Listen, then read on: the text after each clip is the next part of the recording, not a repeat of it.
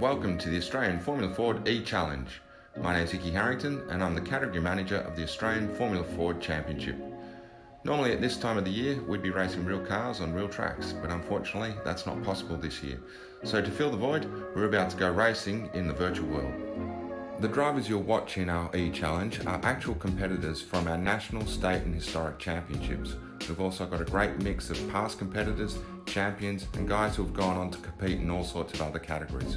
Adding to the mix, we've got young go-karters who dream of careers in motorsport and see Formula Ford as the best place to make their transition into cars. Joining us also will be some big names from Porsche Carrera Cup and supercars. When we go to the track in a minute, you might think it's a bit odd that we're racing in Formula Renault 2.0 cars. The reason for that is that iRacing doesn't have a Formula Ford, so the next best thing for us is the Formula Renault. And as race car drivers, we always want to race the next fastest thing, and in this case, we're going to be racing the Formula Renault car. Now, it's also got a similarity to the Formula Ford 2000 of years gone by, which is also slicks and wings and powered by a 2-litre engine. I'd also like to give you a quick update on the actual Australian Formula Ford Championship. Unfortunately, due to coronavirus restrictions, we've had to either cancel or postpone the first couple of rounds of the championship. Unfortunately, we don't know how the next couple of months are going to roll out, but what I can assure you is that as soon as we can go racing again, we will fashion the best championship we can out of the remaining opportunities during the year. In the meantime, I hope you enjoy all the action from the Australian Formula Ford eChallenge.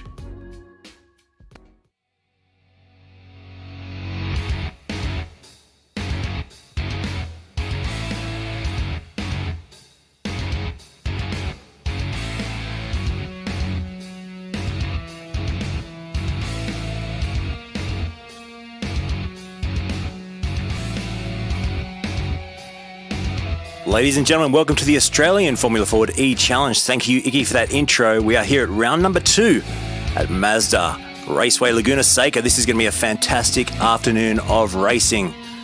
We've missed this for a couple of weeks now. It's been 2 weeks since our last outing at Phillip Island, and this is going to be a fantastic show once again as these cars try and conquer this racetrack, which has a lot of similarities to a lot of Aussie circuits, including Bathurst, with the elevation changes here. And it is a fantastic little racetrack for these cars, these little open wheel cars, 3.6 kilometres in length, about 55 metres of elevation change in there as well. Now, Laguna Seca in Spanish is a dry lagoon, and this place is built on an old dried up lagoon, and you can see a lot of sand, a lot of dust. All that will be dragged back onto the track if these guys go for little excursions. So let's hope they can keep it nice and clean. We're about to go racing in this first open practice, and we'll get some times up on the board for you so you can see where your favourite drivers are at. And make sure you also give us a shout out on the chat. We've got live chat today on the Lucas Esports Facebook page. And if you want to get involved, I'll try and reference that chat as much as I can. And let's get down to the track now. Thanks to Yokohama, we'll get these cars up to speed and we'll get the sights and sounds happening for you as well. Here we go.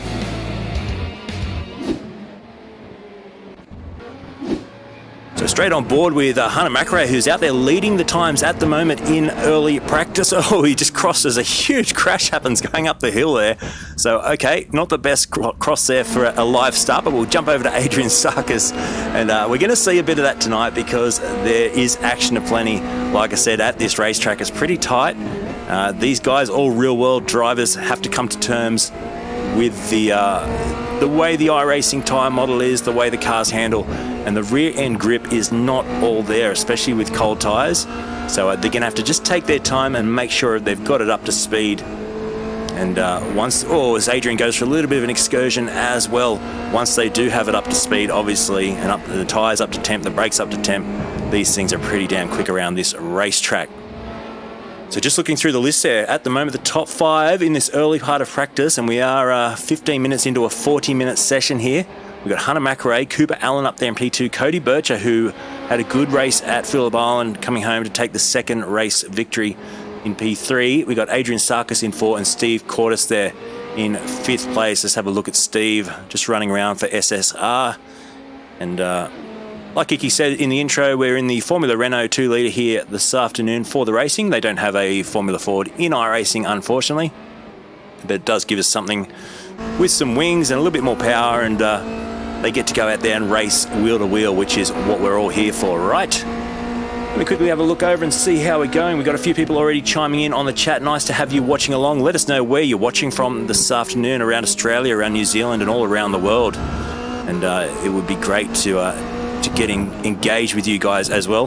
We've got a few big stars joining us today as well, and we'll have some interviews along the way with some drivers. We'll jump on board as Cortis there just has to get out of the way of a few cars spinning right next to him there, and I think that was Willing just going around there and collecting himself as well. So yeah, interesting start there in practice. As you can see, these guys haven't had a lot of chance to get used to this setup. It is a fixed setup race, so they all have exactly the same car characteristics under their right foot, but it will take a minute just for these guys to get accustomed to the way the car feels. Now we're watching Steve on the screen at the moment, as I said. Now he's got a lot of experience. He's circuit raced from 2008 right through to 2016. Porsche Challenge vice champion. He's also been the Formula Ford round winner at Sandown, third in the Australian Commodore Cup Endurance Challenge. Lots of HQ driving, the 4-hour Enduro, Island Magic, Porsche Challenge, and set a new lap record at Winton Motor Raceway in the Porsche 944. So that's pretty cool. He did sprint cars as well from 2005 to 2007. And he's just won a heap of stuff along the way, so right through his karting career as well, a lot of championships and all that sort of stuff. So a lot of experience for Steve, and he's running out there in 7th place at the moment for what will be a great evening of motorsport. Let's flick through a few different drivers for you, and Zach Bates out there on the racetrack at the moment in P5, and we will flick through as many of these as we can for you in this practice session. And we've also got a cool couple.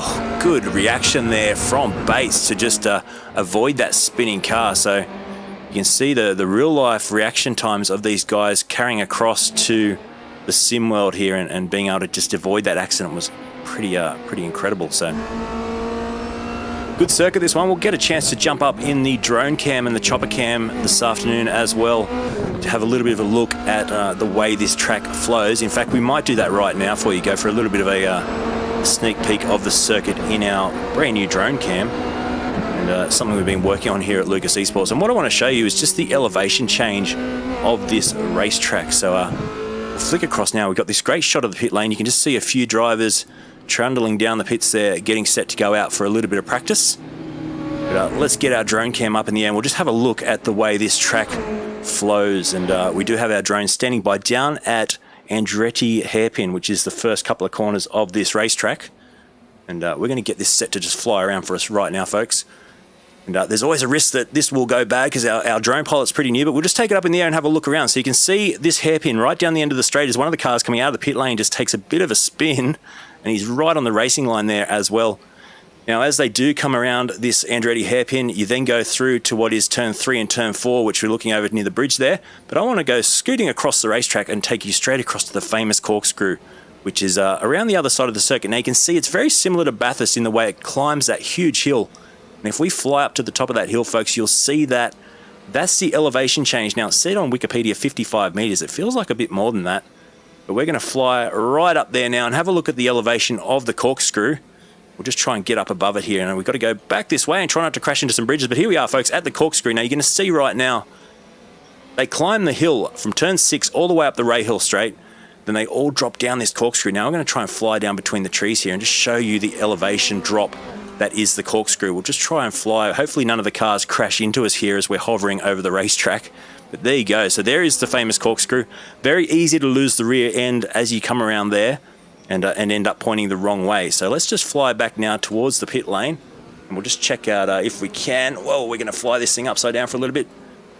And through the final corner, here's another one that tightens up on itself. So turn 11 on the racetrack, you can see as we just go over a few motorhomes towards the start-finish straight again. We'll have a quick look now, and as they fly down onto this start-finish straight under the bridge, there is the pit lane below us. And I'll just stop the drone there. We'll take a bit of a look from up high. And that's your racetrack, folks. It's a great technical circuit, and we'll see how many of these guys can conquer it today and not screw up. It's going to be interesting to watch, isn't it? All right, we've got an interview coming up with Hunter McRae. We're just going to grab him now in for a quick chat. And let's see if we can grab him now onto the stream. Hunter, you're live on the broadcast, mate. How are you going? Good, thank you. How are you? Good, good. We're watching you live right now racing around. How are you finding the car, first of all? It's fun. I mean, I actually know this track quite well. Obviously, I'm lucky enough to drive it in real life, and it's super close, to be honest. I mean, one thing that's probably like the only thing that's probably not like real life is, as I just dropped a wheel here, is probably the corkscrew. It's just the curbs aren't exactly the same. So here on the outside, there's actually all tar seal. Right. And here, actually, there's a lot of curbs. So I've got a photo going down the corkscrew, and I've got like all my car over that curb coming down. So other than that, I mean, it's pretty much spot on. And yeah, the car's, the car's probably not as grippy as what I'm used to with the Indy Pro car I drive in real life. But obviously, it's the Formula Ford E-Series, right? So I think for what we're trying to achieve here, it's really good for kind of simulating that kind of hustle back to mid-corner. And it's not straightforward to drive, so kind of got obviously a little bit more power and grip than a Formula Ford, but at the same time, you still got to really hustle at mid-corner. That's it, mate. Now, you're living in the US of A now, is that right? Yeah. How are you finding it over there, adapting? And obviously, you've come through the Formula Ford ranks, and just tell us a little bit about the value of that and that step up from Formula Ford and how that helped you get on the road that you are now towards racing Indy. Well, I mean, Formula Ford was everything for me because I basically learned everything there. You know, I learned how to drive a race car to the limit. I learned how to win there, and you know, I did a bit of karting, but I didn't really learn I didn't really learn how to become a winner until I drove Formula Ford, and particularly with Sonic. You know, so I did 2 years with Sonic. I started off before that in state Formula Ford in Queensland at Kent and an old 1991 Van Diemen, and worked my way up into obviously the national championship with Sonic, and spent 2 years there, and grew a lot as a person. As I just dropped the wheel again. Grew a lot as a person and a driver. So massive thank you to Mick and Maria. I don't know if they're watching this, but yeah, I really appreciate everything they did for me, and I was able to have a lot of great success with them. So really grateful, and really look back on that time as an awesome period of my life. Yeah, we see a lot of drivers too, once they do go on to bigger categories and move overseas, they always seem to come back to Formula Ford and help out and put a bit of a hand in when they can. So something you'll probably do in the future is come back and visit these rounds in real life and, you know, catch up with the drivers. They'll all be aspiring to do what you're doing right now. So it's a good thing that you can, you know, put that back in as well. Yeah, definitely, man. I mean, obviously, I think it's where everyone cuts their teeth. In Australia, it's without a doubt the most open, in terms of open wheel, I think it's without a doubt the most competitive category, especially, you know, just with everything what you learn. And for me, I'm driving a car with massive aerodynamics, right, and then big slick tires, but the kind of techniques that you learn in Formula Ford on a radial tire with no aerodynamics, and learning to drive with none of that teaches you so much more, say, than I guess other Formula categories that were attempted here. So in Australia, I should say. But yeah, I mean, I've done a little bit, not really give back as much, but I've done a little bit back with Sonic last year. I came back after my first round in the States and helped out with some of the Sonic kids, and you know, it's just cool to kind of see the new kids coming through, and without a doubt, I think there'll be some more champions that follow through. Awesome, mate. Well, good luck today. We'll probably have a chat to you later on, especially if you can get yourself on the podium. And good luck with these two races here at what seems to be one of your favourite circuits, and you're going all right at the moment. You're almost 3/10 clear of everyone else, so good luck, mate. Thank you. I think hopefully I can have some luck tonight and, you know, steer clear of some of the carnage, but right now it's looking good. There's some quick guys, so I'm sure guys like Cody, Bircher, and I'm not sure who else, but there's a lot of quick guys here who will give me a run for my money, definitely, and yeah, hopefully we can steer clear of the carnage. For sure, mate. Well, good luck. We'll chat to you later on. Thank you. All right, thanks. That was Hunter McRae just having a quick chat with us there live on the broadcast, and we'll be seeing a lot of him tonight. I think he's already setting some pretty good times. But Cody Bircher, hot on his heels now. He's right in there with a shot at this. 99/100ths off the pace. So within a tenth of a second now of the top step in this early practice session with 15 minutes to go or so. And we're going to take a quick break here. We're going to look at a cool video here from a champion of the sport, someone who's gone right through all the categories, someone you'll all know very well, Mr. Craig Lowndes. think back on Formula Ford, they were the great days. Remember travelling to circuits with my father, having great times, learning all about a new world of motor racing, and the bond that my father and I've got since then will live with me forever. Craig Lowndes, tell us about your Formula Ford journey. What drew you and your dad, Frank, to the category in the first place when it was time to make that step to racing cars? Well, I think it was one of those things that when I turned 16 is where do you go from go-karts? And for me, I was always, around the back of pit lane and watching Formula Ford as a national category then. Sort of almost like a natural progression out of go-karts, something, for young kids to get involved in. It was really healthy, really well, obviously, competition-wise was really healthy.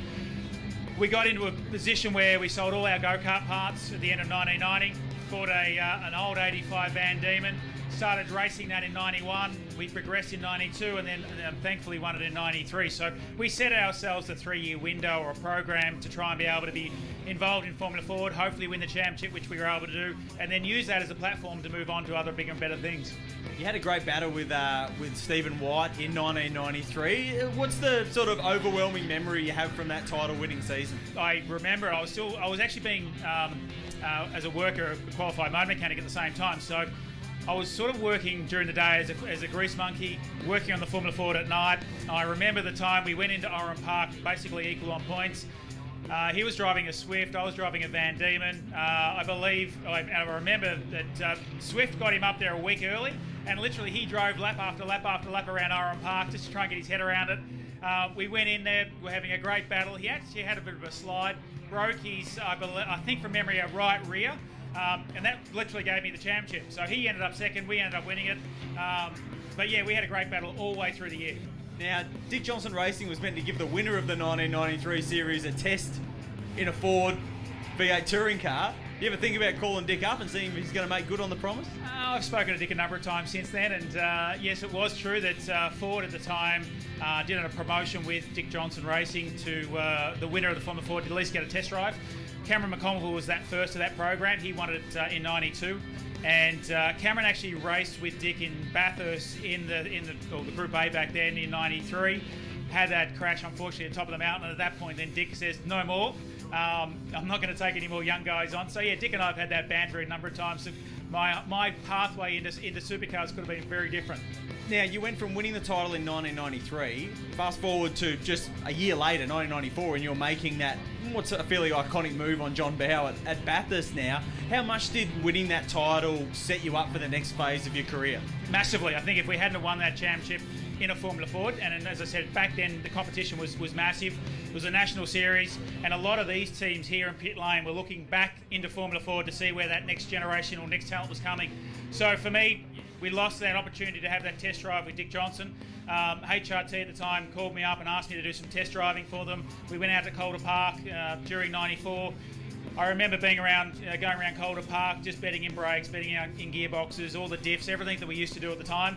And at the end of the day, Jeff Gratch, who was very well known in these parts of the world, that said, "Look, we're going to give you a set of tyres. Go out and do what you want to do."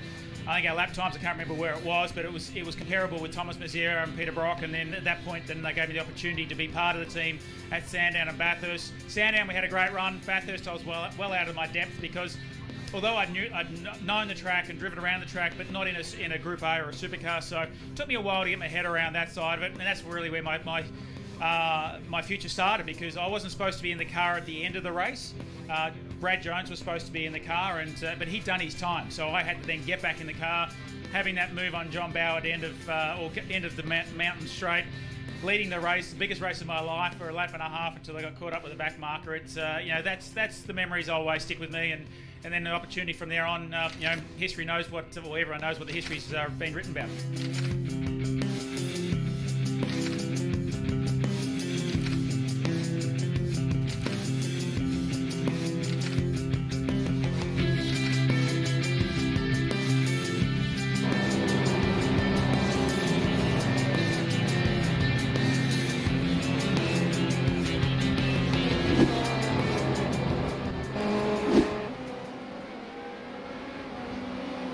So a great interview there with the master, Craig Lowndes, and we've got to change at the top. Zach Bates has jumped up now into the top position, and look how close it is, folks. It's only 2 100ths between the top two So McRae just having someone knock him off there for a minute, but I'm sure that will switch around all day long once we get into qualifying as well. And we're going to have a quick chat to another driver who's out there. I'm just going to see if he's out on the track because he was sitting in the pit lane a second ago. And let's see if he's ventured back out. No, he's still in the pits. There he is. We'll just get a shot of his car if we can. He's sitting in the car at the moment. We're going to have a chat with Stephen White. So, g'day, Steve. You're live on the broadcast. How are you going today, mate? Yeah, good, Luke. Yourself? Very, very good. And looking forward to, once again, a bit of a good showing here in the Formula Ford Championship. Now, how are you feeling about it all?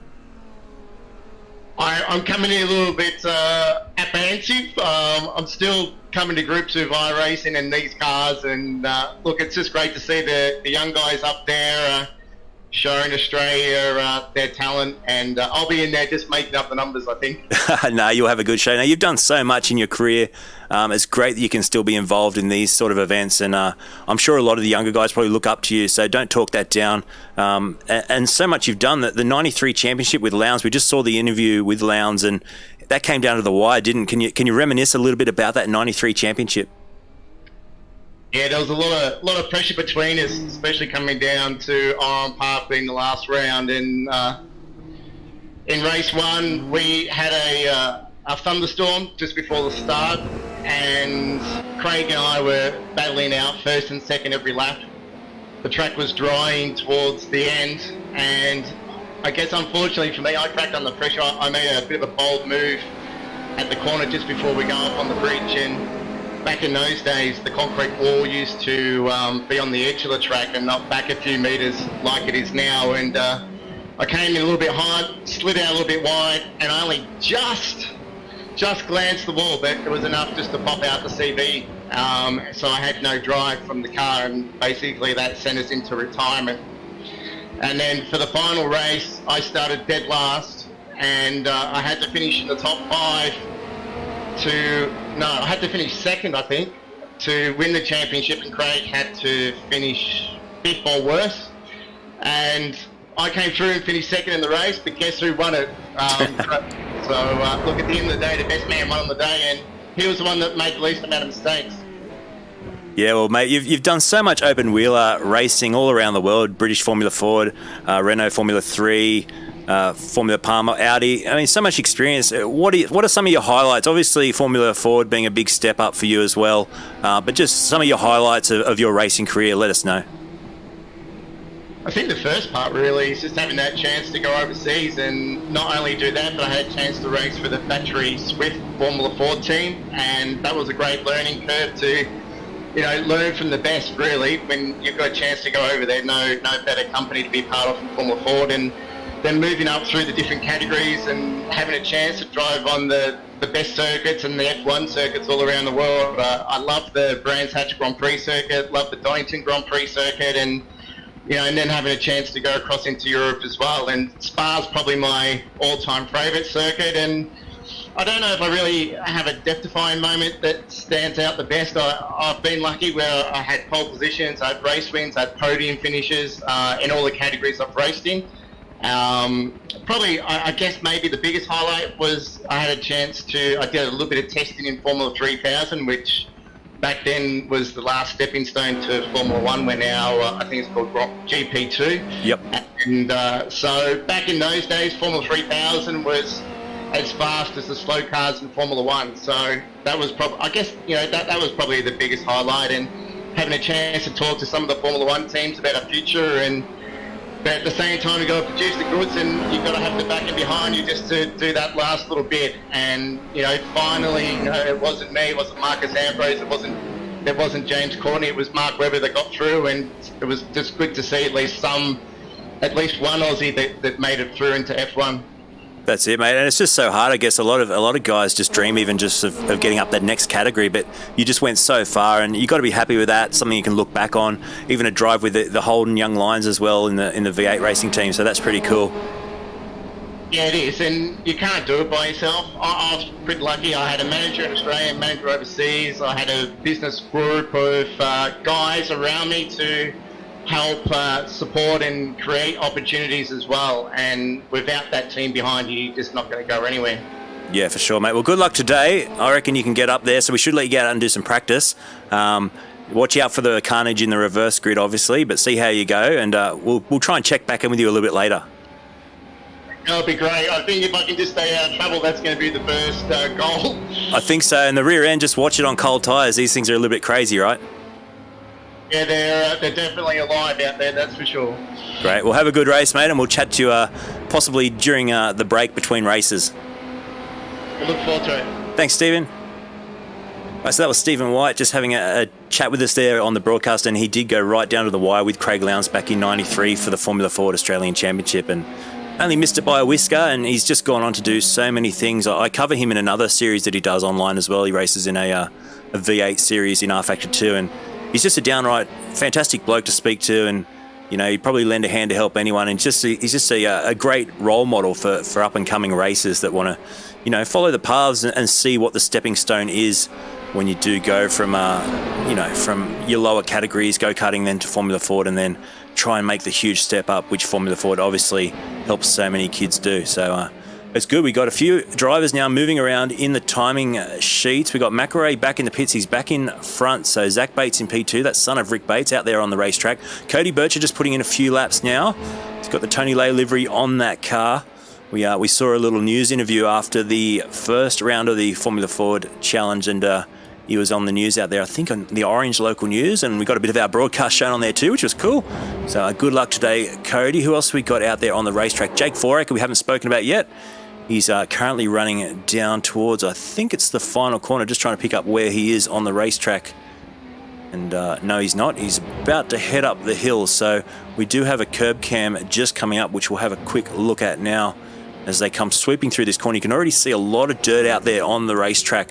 So we'll get a fair look at how it's going to be with iRacing. Obviously, the track does evolve, and you get different aspects of the racing line will obviously be the clearest place to be. You got to watch out for the marbles on the edge as the rubber rolls off the tyre. But it's just it's really important, obviously, to be out in front in these cars and to try and stretch your legs and get a little bit away from what's going to be, I reckon, a bit of carnage in the mid-pack. Ben Barguan has just jumped up into 14th. So as he takes a little bit of a spin as I cross, I'm really good at doing that. I think sometimes I put the mockers on him when I cross over, but Benny, son of Jason Barguan, obviously out there running well. Scott Andrews in the G-Drive Exmor Esports car, so he's out there in 4th place. He'll be pretty happy with that at the moment, and not too far off the pace, about 4/10 off the pace. Let's just ride on board and have a quick look. He just dodges a couple of cars there that were just spinning in the background. We'll get a lot of onboard shots once we get into the race, folks, because I do like to capture as much of the action as we can. There's another car off the racetrack just up ahead. Let's hope they do a safe rejoin, and they do, which was good. But we'll see heaps of these sort of shots once we get into the action. Now, we're almost at the end of this practice session, and we do go into an open qualifying then. Now, the qualifying will be split into 2 lots today, so it will be the slowest, I think, going out first, and then the quickest half of the practice results going out second, so that will make it a little bit interesting as well. Jake Donaldson out on the track in P19. Good luck, Jake. I think we're carrying the Twitch cam for Jake. Let's just see if he's live on Twitch at the moment. And there he is, live on your screen. So we'll have a little bit of Jake's action. We've got a few different drivers using Twitch, and make sure you go and check them out. It's a good way to support young drivers as they do their e-racing on the side. Obviously helps them gain exposure, and that way they can get more sponsors. But there's Jakey there just working pretty hard as he heads up the hill. Slight delay in that transmission, but you can see him probably about 2 seconds behind. But yeah, he's doing a good job out there running right now. So we'll cross back to Jake a little bit later on and keep an eye on what he's doing. So yeah, Scott Andrews, who we were just talking about before, ex-Formula Ford Australia, then GT Australia, now based in the US of A, racing GT cars. So that's pretty cool.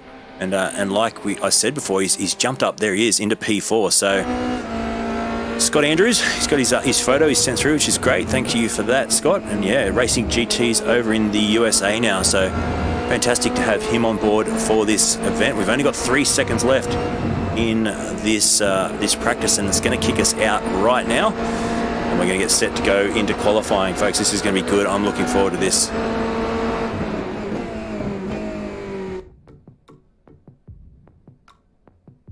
Here we go, qualifying for the Australian Formula Ford eChallenge, live here from Laguna Seca. We're going to get Some time now between the two sections of the grid. Basically, I think it's going to be the slowest half go out first, and then we get the quicker guys go out second. So it's going to be an interesting way of doing it. It gives a little bit more space out there to find your way, and you won't get stuck behind drivers. And we'll see. It's going to be a key thing to try and get clear track, get some clear air, and get a lap in.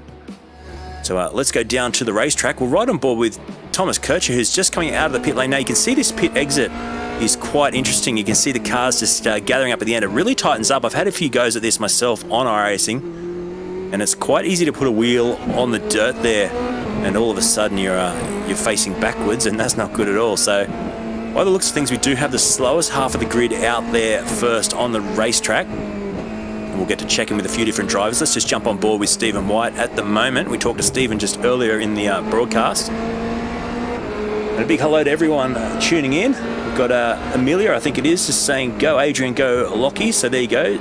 We've got Sid saying, go Whitey. So some support there for Stephen White, who's on our screen right now as he heads up towards the corkscrew.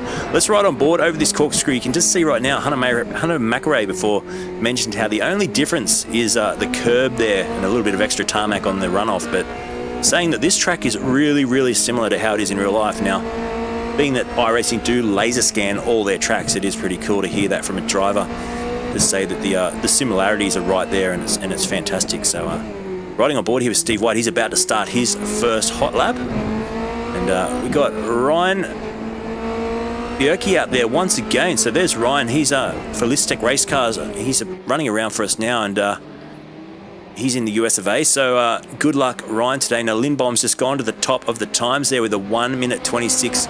And look at the times between himself and Lockie Beneath. There's Lockie on the screen right now, running for Cameron Hill Engineering Racing Team. Now, he's running in P2 in this early part of qualifying. And that's pretty good, isn't it? Because look at that time, folks. It's absolutely nothing between the top two. 0.000. So you'd have to bring in a fourth decimal there to get the time out of who is quicker there. And Lindbaum's got it probably just by a whisker at the moment. Dan Holohan supporting Christian Lindbaum and David Roberts. So that's good. Where is David out there? I haven't seen him on the racetrack yet. I know he was in the practice session last night. He is out there. He'll probably be going in the second lot of drivers. So it'd be interesting. Is Lockie? Oh, he's going to drop it there off the corkscrew, unfortunately, and spin it backwards. Keeps it off the racetrack, though, which won't interfere with the other cars. The rejoin here will be a little bit sketchy. Oh, there's a huge incident, too. So I'm not sure who that was coming through there, but they got collected big time.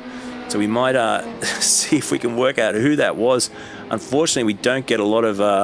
we might ride on board quickly on a quick Yokohama replay here and see what happened to Lockie.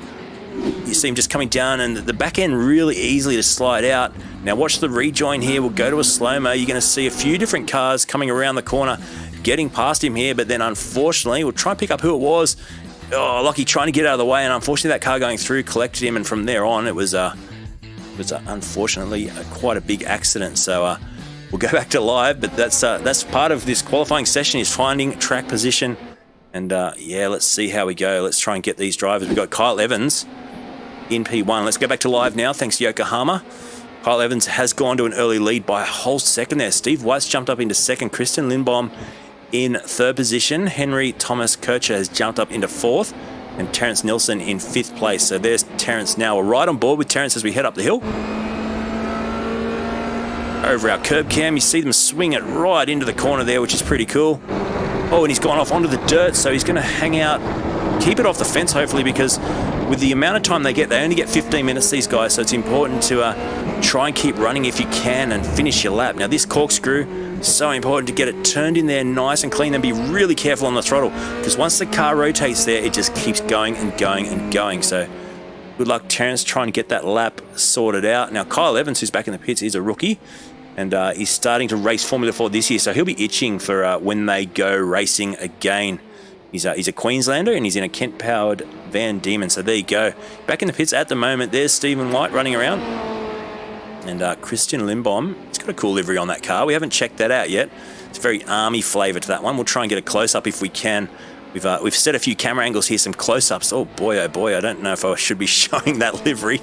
We might have to get that one pre-approved. I don't think there's anything too risque on it, but the top half I think we can get away with, Christian, but as long as there's no bottom half showing on that livery.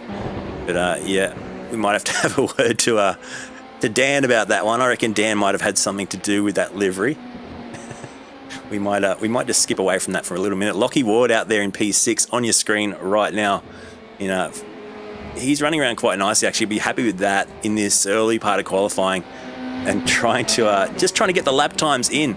Like I say, if you can bank a lap, get it stuck up there quite early on, then you can sit back a little bit and relax as we go through quali, because the last thing you want to do is, drop it on the out lap or drop it on the first couple of laps, and then all of a sudden you're struggling to get your pace in. And yeah, it's just one of those tracks where it's very easy once the track gets a little bit dirty as well, and some guys start bringing some filth back onto the racetrack. It's very easy to not be able to get a quicker lap time in. And we quite often see that in qualifying sessions at tracks like this, where the early times that are set are really hard to be beaten. So a good move here by the Formula Ford guys to stagger the qualifying session and make the quicker guys go out a little bit later. They will get a little bit of track evolution as far as rubber down, but they also, the counteract to that is you do get all that dirt out on the circuit. Just looking from our pit lane camera, we've got our official standing by there. We'll just zoom back and you can see him. He'll be waving that green flag once we do get racing a little bit later on, and looking forward to this. 2 races tonight, so stay tuned in. And jump in the chat, have a bit of a talk. If you're on the Formula Ford page, I think we're also casting across there today, and also on YouTube. So g'day to all the Formula Ford people on their YouTube page. We're also linked in there today as well. So a huge g'day. I can't read the chats on those different pages, but I do want to welcome you to the stream, and hopefully you're enjoying seeing these guys from the real world Formula Ford series. Oh, racing and going. Lockie Ward, big tank slapper as he snaps it under brakes there and heads off into the dirt. Now Dyson Freeman's just jumped up into P2 for Dyson Motorsport. So that's a great effort so far. He's done just on the high 121. So we'll expect him to go probably a little bit quicker as we get the quicker half of the field out there in this quali session, but so far so good for Dyson. And we can see right now that Lindbaum in P3, Stephen White still hanging on to P4, so that's really good indeed. Now just ignore the laps to go up on the ticker. We'll put that up on the screen so you can see all your drivers as it goes through, but we do only have 20 out on the racetrack at the moment. So the 20 names that you can see up on the screen are the 20 drivers that you're witnessing right now. And 13 laps to go is basically an estimate of how many laps can be done in this quali session. Now the important thing to look at is the time.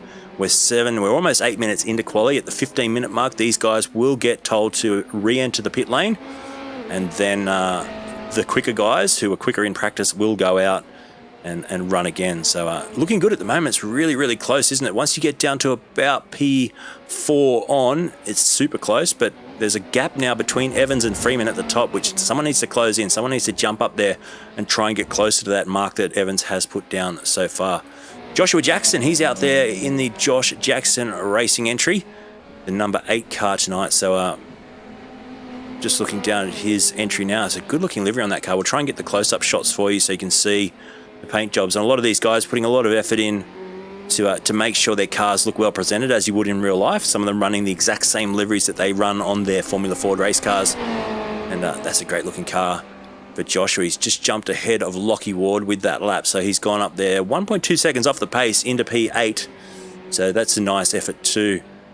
Who else to mention there? We've got Nelson still up in 5th. Manif's in 6th place. So recovering there is Lachlan Manif. Now he's got a little bit of traffic on this lap. We're right on board as he heads up to the hill towards the corkscrew once again. Just listen to the car as it unloads over that hump. Really easy to lose the back end. He just locks that inside left. You see that on your screen. He's being really held up there. So he's going to have to back out now and find some space. Hopefully no one comes screaming down behind him. But you can just see that track position, how important it is, as Lockie has to abort that lap now and go back to start again. Looking for purple sectors. I'm not seeing any out there at the moment. So we're pretty set. I think Kyle's been the quickest so far. Everyone else is doing some personal best sectors, but no one really lighting up the timing screen just yet. But we are looking good.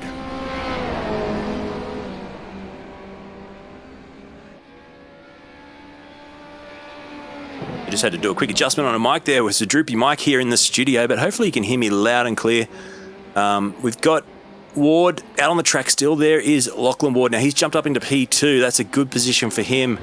And Let's hope he keeps it on the track. Now, every time they do that, every time they run across the dirt like you just saw then, that is when the track gets dirtier and dirtier, and that's where the guys are probably sitting in the pits right now. The other 20 or so drivers that need to go out there and set a time, they're probably sitting there going, oh boy, can you guys stop bringing the dirt back on the track, because that's really going to hinder their lap times when they get out there running very, very soon, in about 4.5 minutes. So g'day, Scott Donaldson, watching along on the live stream and doing a little hello there on the chat. Great to have you along, mate, and good to see your boy out there racing as well.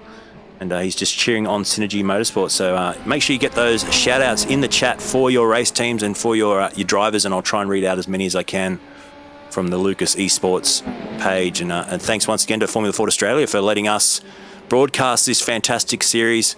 And it's good fun to see these drivers out there doing it in the sims, and we're getting back to real racing very soon. So I'm looking forward to an announcement when it comes. I'm not sure when it will be, but I'm sure these guys are all itching to get out there and race in the real world again. Jonathan Miles now has jumped up into P2. So Jonathan, 0.3 off the pace. That's right on board with him as he goes up the hill. He's stoked with that time so far. He's got to find a little bit more time to get there with Evans, but oh, watch out, there's a car off the track up ahead. But yeah, John, I'll be happy with that at the moment. 0.3 off the pace. And what are we at? 2.5 minutes to go? 3.5 minutes to go in this quali part for part one. And we do this split qualifying. So a little bit different to Phillip Island where they all went out together. These guys get a chance to find a little bit more track position and get their laps sorted as they go. So let's watch him come through this final corner now. You can just see it under brakes. Very easy to lock that inside unloaded front tyre as you do lift the car up, and they're very rigid, these cars. They lift a wheel in the air and you can easily lock it up. Doesn't do too much damage when it's unloaded to the tyre itself, but still it will put extra wear and tear on the rubber that's got to take you through the races here. Now they are short races, so 12 lap races tonight, and so you can give a bit of a hard time to your tyres and not worry too much, but still it's good rule of practice to not lock the tyres up at all if you can help it. Now, where is Lindbaum? He's still in the pits, so we're going to chat about him in a second, but he's back in the pit lane at the moment. Henry Thomas Kircher, he's just disappeared off our screen, but Lachlan Ward's still running around. He's gone for a spin. Who can we cross to that's not going to spin? There's Dyson Freeman. So then we're going to go to Lewis here. So Lewis Behaga, hopefully I'm pronouncing your name right, Lewis. He's running around there, currently in P7 and doing a good job. Then we got Terence Nelson back in 8th, Lachlan Manif in 9th back in the pits. Then Stephen White still running in 10th place in this qualifying session as we round it out very soon for part one of quali.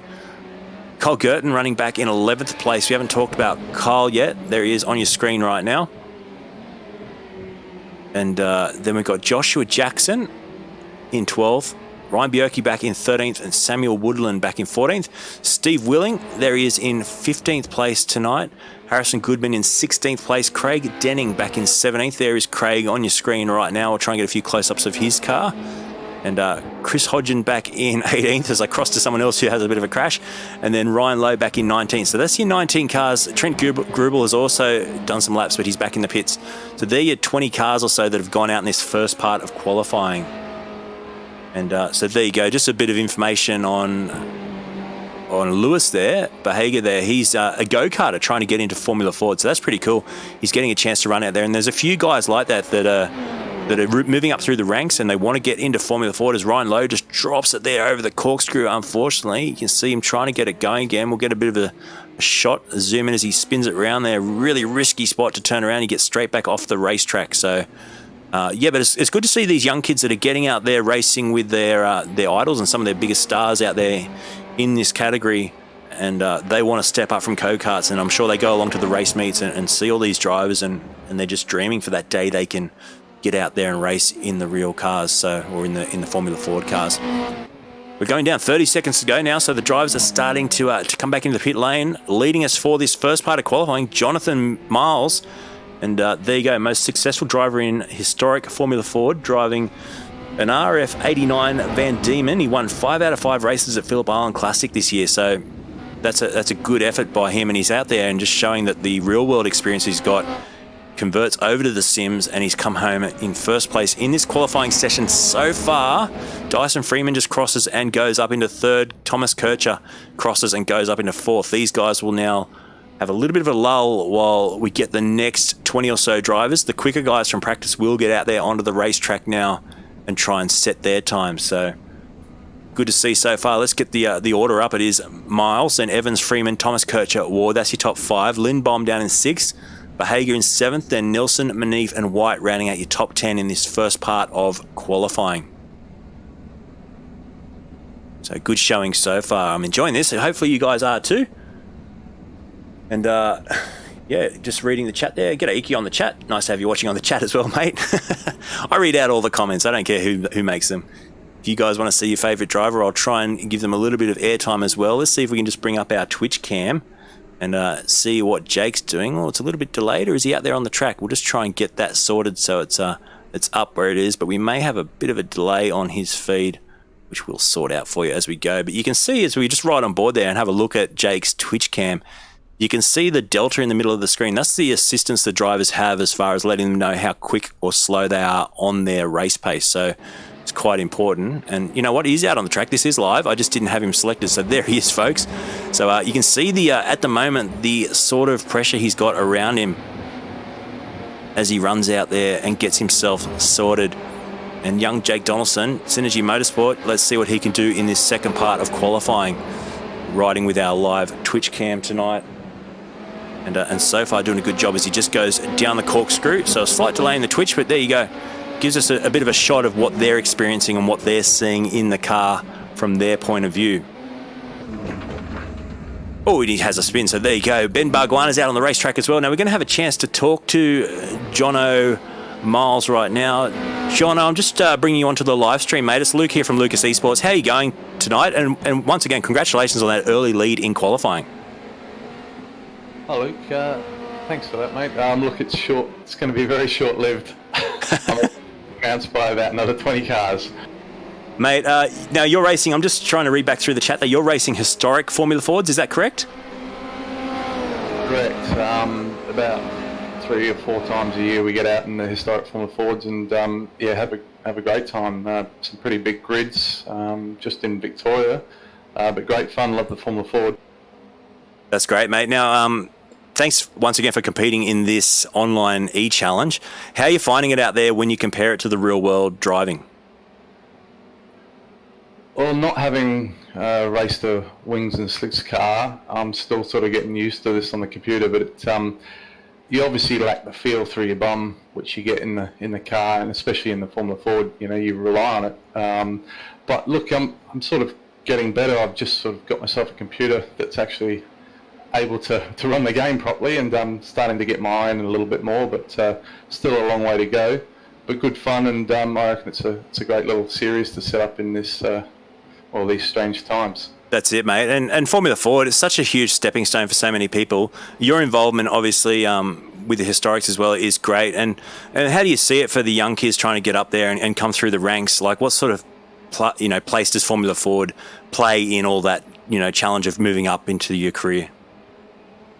I think Formula Ford's key. I mean, I've now been driving the historics for over a decade, and I mean, bang for buck. There's not much better out there, but in terms of understanding the car, and you're able to tweak everything, every little bit of setting to try and improve the car, and that's something that you've got to learn through just doing laps and changing things and going out and doing more laps and trying to be consistent. And I think when you look at all the current drivers at the top end these days, they've pretty much all been in Formula Ford at some point. So it sort of really tells a story by itself. That's it, mate. Now tonight it's going to be a bit of carnage, I reckon. At the moment you're still in P3. Obviously the fastest guys from practice out there now to try and set their times. But I reckon, what's your plan? If you're going to start here, I reckon from around the top 10 somewhere, how are you going to go? Because it's going to be carnage down to that first corner, I reckon. I'm afraid. Do you think maybe hanging to the inside? I'm pretty nervous because, it really, that hairpin is going to be a nightmare, and I can see cars going down the inside straight through and taking out the guys trying to tiptoe around the outside. So, it's tough because it could be me doing the lock up down the inside. It's hard to know, and it seemed pretty dusty out there in that qualifying. So a lot wheel in your stuff. So I don't know. We've had a practice run around here and we had a rolling start, and I don't know if that was much better. We'll find out. But yeah, it's going to be. Well, you're going to have your hands full commentating. That's it. And the other issue is, if we just have a look at that Andretti hairpin now, turn number 1, it's so wide. You could probably get 5 wide down into there as well, couldn't you? So we just go up in our drone cam and have a quick look at it. There's a fair bit of concrete on the outside that you can use as well. So it's going to be, that's the problem. You're going to have 5 or 6 wide down into turn 1, I reckon. It's actually the grippy line there at the moment is really quite tight through the double apex. So I think you'll find that once someone leaves that clean line, they'll be spearing ahead a bit there. So it looks like a lot of room, but you'll find quickly that there'll be some contact through there. Yeah. Of course. Well, good luck, mate. Hopefully you're not involved, but hopefully you can get through and tiptoe through the first couple of corners and then just get into a rhythm, because that's I guess the characteristic of this racetrack is the rhythm, and then just tiptoeing off the corkscrew as well, especially on the first lap with cold tyres. The rear end likes to rotate there, as we see someone rotate on our screen there. But yeah, so just tiptoeing that first lap, I guess, so important. Yeah, it's a tough track. It really is. There's a couple of key corners that if you get it wrong, especially going up the hill towards the corkscrew, that left-hander there is fast, and if you turn it in slightly blind, so if you turn it at the wrong time, yeah, you can be in trouble real quick, especially on that cold tyre lap. The rear will come in pretty quick, and yeah, you're in the lap of the gods. So. That's it, mate. Well, good luck. Thanks for having a chat to us. Jonathan Miles there. Good luck for the race. We might chat to you a little bit later on. Thanks, mate. Cheers. Cheers, mate. So that was Jonathan Miles, and he's out there. He's in P10 now, so he qualified in the first part of this split qualifying session, and the quicker half of the practice session out there now, putting their laps in. So he's dropped down to 10th. Let's see if he can hang on from there. 4 Acres just jumped into 9th. Zach Bates has jumped up into first spot at the moment, with Scott Andrews in P2, Hunter McRae in P3, Adrian Sarkis in P4. We've got Lachlan Ward in the green room. I'm just trying to see where Lachlan's at the moment. Is he out there racing, or is he parked it? No, he just parked it. So his time at the moment is down at, where is he? Oh, he's down the list a fair bit. So Lockie Ward's done his lapping, and yeah, he's out of the top 10, unfortunately. So not too happy with that. We might just have a quick chat with him if he's can. Lockie, you're live on the chat, mate. Have you got us there? Yeah, I got you. How did you find it out there for that first part of qualifying? It was definitely practice was really slippery, but qualifying it was a bit better. It was still heap slippery from like all the other practice I've done. So it was just like trying to get used to that, braking a bit earlier and stuff like that. And we're just looking. You're down in 19th at the moment, so just on the edge of the top 20. It's going to be tough from there, mate. We're just speaking to Jonathan Miles before, about how turn 1 is just going to be a really hard place to get through when they fan out 4 or 5 wide down through there. You're just going to have to tiptoe, and hopefully no one does the big old sendaroo and comes through and like a bowling ball takes everyone out. It does happen a lot on this track. From the races I've done a few Victorian XL and National XL races here, and it's hard. Like a lot of people just try to brake where they normally brake on a hot lap into turn 1, but they don't take into account that there's another 20 cars in front of them or something, and they just come flying through. So hopefully a lot of these guys like in this series are switched on.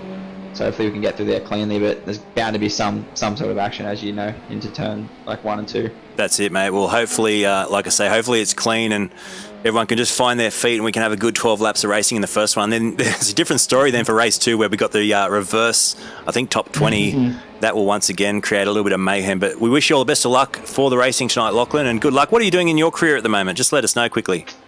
Yeah, we got a bit of a break at the moment, but hopefully after all this COVID-19 stuff, so we can come back and have a crack at a bigger series, maybe something like TA2 or something like that. That'd be pretty cool. Great stuff, mate. Well, good luck, and once again, see how you go tonight, turn 1. Hopefully you keep out of trouble. No worries, cheers. So that was just Lachlan Ward there, just having a quick chat with us. He's done his qualifying session, and we're seeing a few changes out there at the moment. There's still Bates, Andrews and McRae, your top 3. Cody Bircher just sitting in 4th at the moment, and Adrian Sarkis, there he is on your screen right now. We'll just try and get a little bit of a close-up of his car. It's got a great livery on that car. It almost reminds me something of a Renault between a Benetton. You know, the way that the colours are on the car just looks very cool. and a good mixture of colours on that livery. And I'm not sure if that's exactly how his real life Formula Ford is. I'll have to double check with that, but it's got his name printed on the side. That's the main thing, and looking very switched on out there indeed, with about 5 minutes to go in this qualifying session. And it's been a good qualifying session so far. The drivers are finding their feet, and splitting it into two is a great idea. I think Iki might have come up with that idea, so I think it's worked well, and we'll probably carry on with that format for the rest of the season, with 3 more eChallenge races to go after this one, including a huge finale at Bathurst, which will be pretty crazy, I reckon, in these cars, as Sarkis goes for a little bit of a journey off the track there. I almost said mowing, but you know what? There's no green grass at this track. Like I said earlier in the broadcast, built on an old dried up lake is what the Spanish term for Laguna Seca is. So they actually had to put a few fake lakes in here once they realised that's why it was called that. So as we look down from the chopper cam, we'll get zoomed back and we'll have a look at this circuit.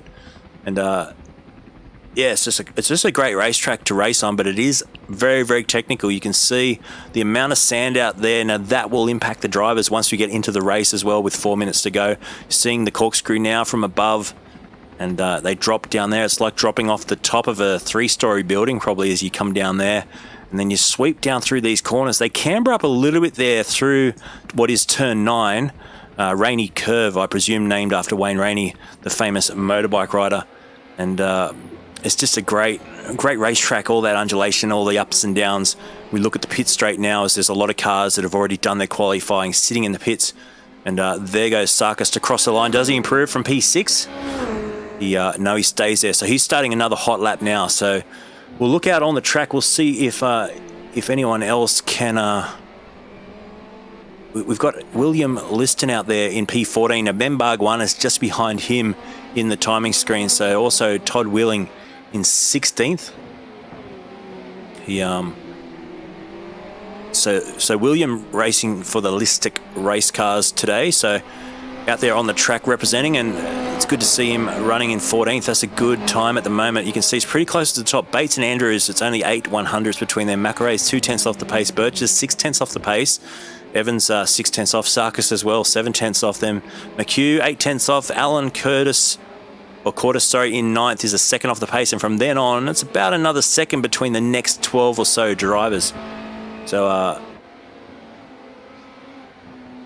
Icky just telling me on the chat there that dark car of Sarkis, which I was referencing before, is actually the Alonso Jr. Formula Renault team. So there you go. That makes sense now. So it's a great looking livery. And Hunter McRae still out there. We had a chance to chat to him running around P3. Fair bit of experience at these sort of circuits. So let's see what he can do in this final part of qualifying. He should get one more lap in here, as I'm not sure who that was in the background, hitting the wall very hard. Let's see if we can just flick back and find out who that was. We've got to actually flick through all the drivers in the pits there to find them. And I think by then they've probably ejected out, which they have. But there you go. So huge crash in the background there. And yeah, look at this. We've only got a minute and a half to go in this quali session at the moment. Bates, Andrews, McRae's going to try and do something in this final lap. Let's ride on board with him as we head around now through turn 4. Big sweeping right-hander. Now I'll just talk you through this racetrack a little bit so you can get an idea of how it rolls, folks. You're coming up now to turn 5, which is a big left-hander. Then you start to head up the hill. Really important to get up the hill here nicely. It was Foraker that hit the barrier before, I think. Then you dip it through there really easily. If you hit that sausage curve, really easy to unsettle the car and send you straight out into the bushes. He's going to, this lap's, oh no, he gets a bit of a tow. So up to the corkscrew, McRae gets a tow there. That could really help him out on this lap. I'm just looking at the timing screens. He hasn't gone purple though. It's actually Zach Bates who's gone purple in sector 1 and 3. So Bates, I think, is going to improve. He's got an 8 100ths lead as we close out this qualifying session. I think he's going to extend that in a second, folks. We're watching Hunter McRae come down to finish this lap. We'll ride on board now through turn 11, and the final turn takes us back onto the main straight here at Laguna Seca. Get the foot to the floor, down past our timing screen, crosses the line now, stays in 3rd position. No, he goes to the top with a 119.7. So how's that lap from Hunter McRae? We saw him get that tow up the hill, and that has paid absolute dividends. Zach Bates, so he's going quick once again. He crosses the line and goes to the top with a 19.6. So these guys trading positions at the top. McRae in P2. Bates goes back to the top with a 19.6. It's 3 100ths between the top two there. And wow, can Andrews do anything about it? he's going to have time probably to finish this lap. I'm not sure if the server's set to accept a lap after the timing has elapsed to the 30-minute mark, but Andrews, can he do anything about the top two? No, we get kicked. So there you go. We're going to go into race number 1 very soon, folks. And how cool is that?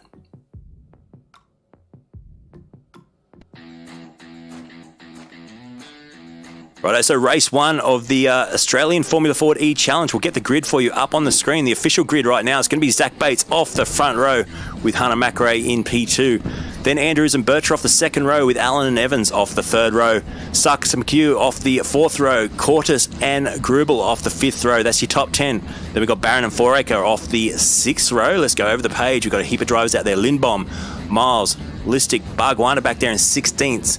Then we've got Willing, Limmer, Freeman, Thomas Kircher, Ward, Donaldson, Roberts, Behager there back there, Nelson, Manif down in 26th. Then we've got White, Girton, Jackson, Bjerke, Woodland, Willing down in 32nd place, Goodman, Denning, Hodgins, and Lowe is your 36 drivers there on the racetrack with Thomas Sargent starting off the very back row for Tegra Australia. So let's see. This is going to be a good one. We're about a minute into staging here. They do stage up for about 2 minutes here at Laguna Seca, and then we get set to go racing. I'm really looking forward to this. Hopefully you're on the edge of your seats. This is going to be a fantastic race. And we don't have... No, just looking now. No, we're all set to go. We're just waiting on Cody Bircher and Lindbaum to form up onto the grid, and we'll get set. We'll get our lights on very soon, and we'll get set to go racing in this first one. It's going to be absolutely fantastic here at Laguna Seca. You'll hear the engines rise. We're still waiting on Lindbaum to form up the grid. Once he's on the grid, we will get the green light. So 13th place, Christian Lindbaum just hanging back there. Maybe something to do with the Barry livery. Who knows? He's not there on the grid yet. Let's hope he connects in. I think he's just appeared. Someone's appeared at the back. We're still waiting. Now he's on the grid. So we've got all our drivers now appearing on the grid. You'll hear the revs start to rise, and we should get underway for this. Round number 2 of the Australian Formula Ford eChallenge. The green flag will drop very soon. We should get underway down into turn 1. This is going to be chaos. They get away nicely at the start. Everyone getting away. No one stalling on the grid, which is fantastic to see as we run down the hill now towards turn 1 through the kink down towards turn 2, which is the Andretti hairpin. Everyone's so far getting through there nicely as we go back. Unfortunately, we're live now with Yokohama, and we were live, but we get the green flag off. We are running down everyone through there cleanly. That's amazing, actually, that... We've managed to get all those cars through the first couple of corners without any incident at all. I have not seen one crash incident come up on the screen. Evans now has gone back though. Evans has gone around off the track. Let's hope he rejoins cleanly.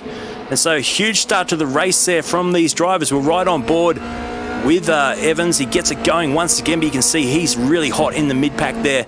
We've got Bates leading this one by a country mile. He has absolutely flown off the line. He's about a second clear of Andrews and McRae, who are just coming up behind him, looking back now from Bates. And that's a good effort. McRae, he's fighting to stay on the back of Andrews there as we ride on board with McRae dipping down. Now we've got a couple of drivers. Ryan Lowe has ejected to the pits. Also, Lindbaum is out of this one. He's back in the pit lane too, as right to the edge of the tarmac goes McRae. Heading down, we're almost going down to complete lap number 1, and a great start there, wasn't it? So let's see. McRae just got to ease on the throttle out of the final corner 11. And your first lap, it's going to be Zach Bates leading us across the line, and he's got about a 1 second lead out of lap 1, so he's going to be absolutely stoked with that. And as we head down to the Andretti hairpin for the second time, and you can see all these drivers starting to fan out. We've got Andrews, McRae, Bircher is up into 4th place. Ryan Lowe, like I said before, has ejected to the pits. We'll get the timing screen up there for you in a second once it just sorts itself out with these drivers that have ejected. Unfortunately, iRacing, it advances them a lap and just makes things look a little bit messy, but here we go. Up on your screen right now, you can see Bates is the leader, the red number at the top for Lowe. He's actually ejected back to the pits now. There is Bates. They're starting to catch him down now, 6/10 as we look out the back. Andrews is starting to close that gap down that was 1 second in lap 1. So interesting start this one. I've got to commend these guys for getting through that first couple of corners really, really safely indeed. And we're right on board with Andrews looking at the back towards Hunter McRae as we come down through the corkscrew once again. And we'll go to the chopper cam and have a look. You can see how close these guys are as they go through the trees. We'll just zoom back a little bit. You can see the gap now to Hunter McRae. There is 1st, 2nd, and 3rd. Zach Bates up there in the lead, just going into turn 11 in the final corner now. The next 3, Andrews, McRae, and Bircher, really close together. You can see there are the three. There'll be a fair bit of slipstreaming too. Let's ride on board with Hunter McRae as we go down through the kink, which is turn 1, down towards the Andretti hairpin once again. Too far back to put on a move so far, but Andrews gets a little bit locked up through there. That he'll lose a little bit of time, you can see, as we go back on board. And McRae almost getting through there into the lead of the race, but it was Andrews that just held on there. But I reckon he's going to have a shot once again very, very soon. Bates leading by over a second once again. The gap is just extending. Bircher's having a look now, so we're right on board with Cody. This is for P3 that he's chasing McRae, so it's under 2/10 now between these drivers. We're right on board up the hill with, as they go over our curb cam. Look at that shot, folks. That was on board with Bircher once again. That was Andrews, McRae and Bircher going over the curb cam up towards the corkscrew. Once again, you've got to be so careful under brakes here. So easy to unload and lock a wheel. As you see the inside wheel lock up momentarily and then drops it down the hill, hot onto the tail of McRae. Now at the back, it's about a second back as McRae goes for an excursion across the racetrack. Unfortunately, Bircher should be able to get through here, and he does as we ride on board with Bircher once again. McRae's got the inside line though into the final corner, so Bircher's going to have to try the old switchback here, and he does get it done. There's someone spinning in front. There's Andrews. Andrews is gone. He spun the car coming out of the corner, so unfortunately he's hit the wall too. So we'll have to try and look back at a replay and see what happened there to Andrews coming off the turn. Let's have a quick look now at a Yokohama replay, folks. And oh, did he drop that all by himself? I think he did. We'll slow it down in a second. He got on the power off the turn. Oh, he got out onto the AstroTurf, then onto the dirt, and you're going to see from there, comes back onto that concrete and then hits the wall hard. A lot of damage to that car. And unfortunately for Scott Andrews, that's going to put him right out of this first race.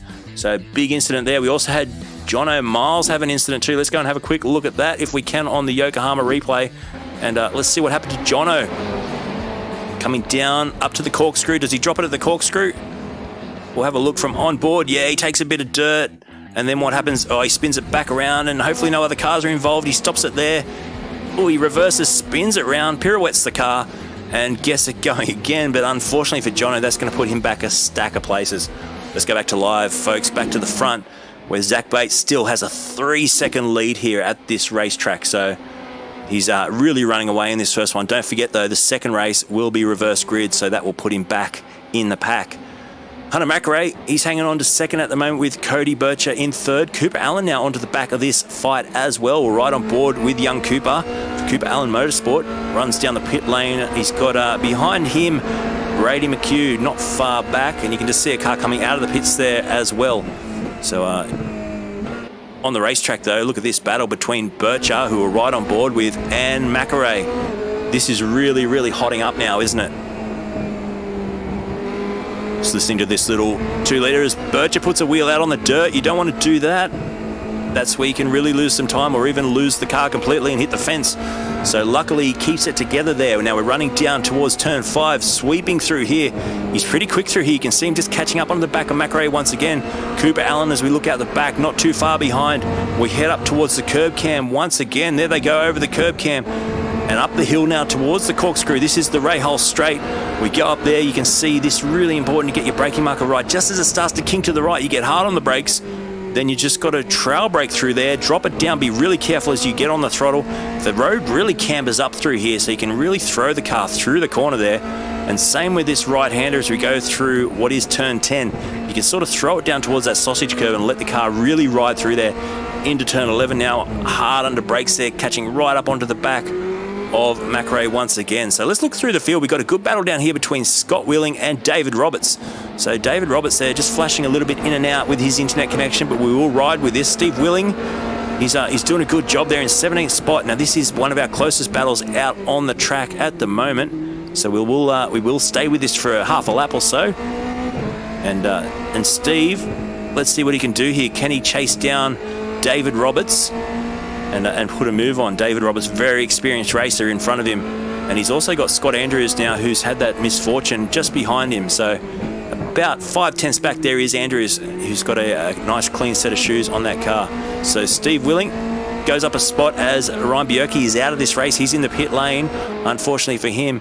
Dyson Freeman's also going to have his hands full very, very soon as you look behind and see Roberts starting to close in on him. So Freeman, as we're halfway through this race 1 now, you're going to see Freeman, I think, very soon have Roberts start to track him down and look for somewhere to pass. Up the front, it's still pretty close between Bates, Bircher and McRae. That's your top 3. We'll go back to that in a second, but we will feature a few other drivers. Ben Barguana's in a bit of a battle here, back in 28th spot. He's running with Harrison Goodman. So as we go up the hill, look at this battle. There's 3 of them. They're going to go 2 wide into the corkscrew. Barguana, can he hang on to it through here? He does. He's going to drop it down the hill now. That's Goodman right in front of him.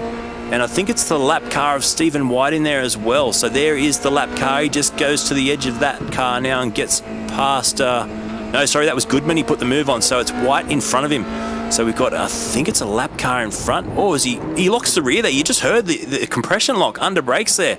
And unfortunately, Barguana spins the car around. He's now got to wait. He's just going to reverse it off the track and wait for a clear bit of track to rejoin and gets going once again. So we're riding on board there. You actually heard the compression lock as he shifted down and snapped a gear, and that's really put him out of the race.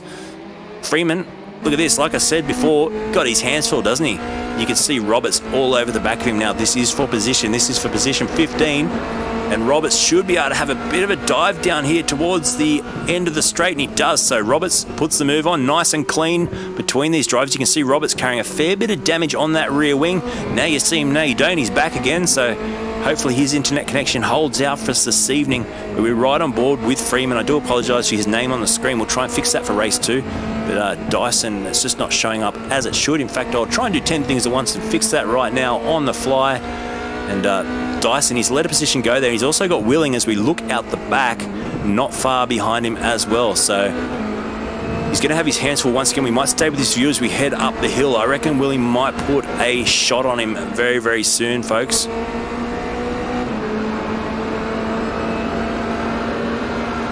And there you go. So Dyson Freeman, we fixed his name, so it's all showing as it should now. And Steve Willing closing right in on the back of him. That's for position as well. Now, Jake Donaldson's having a bit of a run here. Ooh, he's having a real battle with Alec Limmer here. This is for P10. So Jake Donaldson, Synergy Motorsport. Now, he's backing off there. He's letting... I'm not sure what happened there. Possibly he had to redress a position there, but you heard him just back off and let him through. Now, we're right on board with our Twitch cam. That is Donaldson. We're live with him as well today via Twitch, and you can see his view of this battle, and that's the point of view that he gets. Also a picture of him sitting there in his sim at home. So go and look him up on Twitch and give him a follow on Facebook as well. All these drivers, you can look them up on Facebook. Just note their names down. All of them upcoming Formula 4 drivers, and also some guys that have got so much experience coming back to revisit this category as part of showing how much it helped them. And it's just fantastic to see the camaraderie, the community aspect of this. And Jake Donaldson, unfortunately, just dropping back a little bit there. Could have an issue with the car. Not 100% sure, but yeah, he's got a bent rear wing on that car. As we have a quick look out the back, you can see that rear wing not looking too friendly as he goes up to the corkscrew once again. But P11, if he can hang on to that, he'll be pretty happy for the reverse grid. That will start him about midway through the top 20 for the reverse grid race as well. Let's revisit the front. The gap's down to 2.5 seconds. It was up to about 3 before. So Zach Bates running a race all by himself at the moment on lap 9 with 3 and a bit laps to go. And let's hope we can see a battle form behind, because I think McRae, there he is on your screen. He's starting to catch up to Bircher. Now, Bircher's got through somewhere. We'll try and see if we can find where that pass happened. I'll quickly look through all my stats here and see if I can see where the pass was made with Cody and Hunter for position 2. But it's looking good at the moment for Bircher to come home with a second position here if he can. We've got Allen in 4th place, McHugh's in 5th. I'll be happy with that. They're all up a few spots from where they started too, all those guys, except for Hunter McRae, who's dropped 1. Zach Bates, obviously starting off the pole, has done a great job, and he's hanging on at the moment to that first position. Let's ride back on board with Hunter McRae, and you can see him just trying to keep up here with Bircher.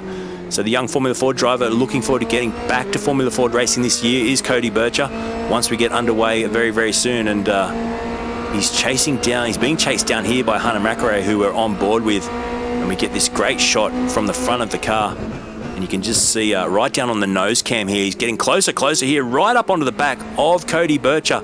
And that was good, wasn't it? Let's see if he can get that position very, very soon, because we've only got 2.5 laps to go in this one, so it's all happening very, very quickly.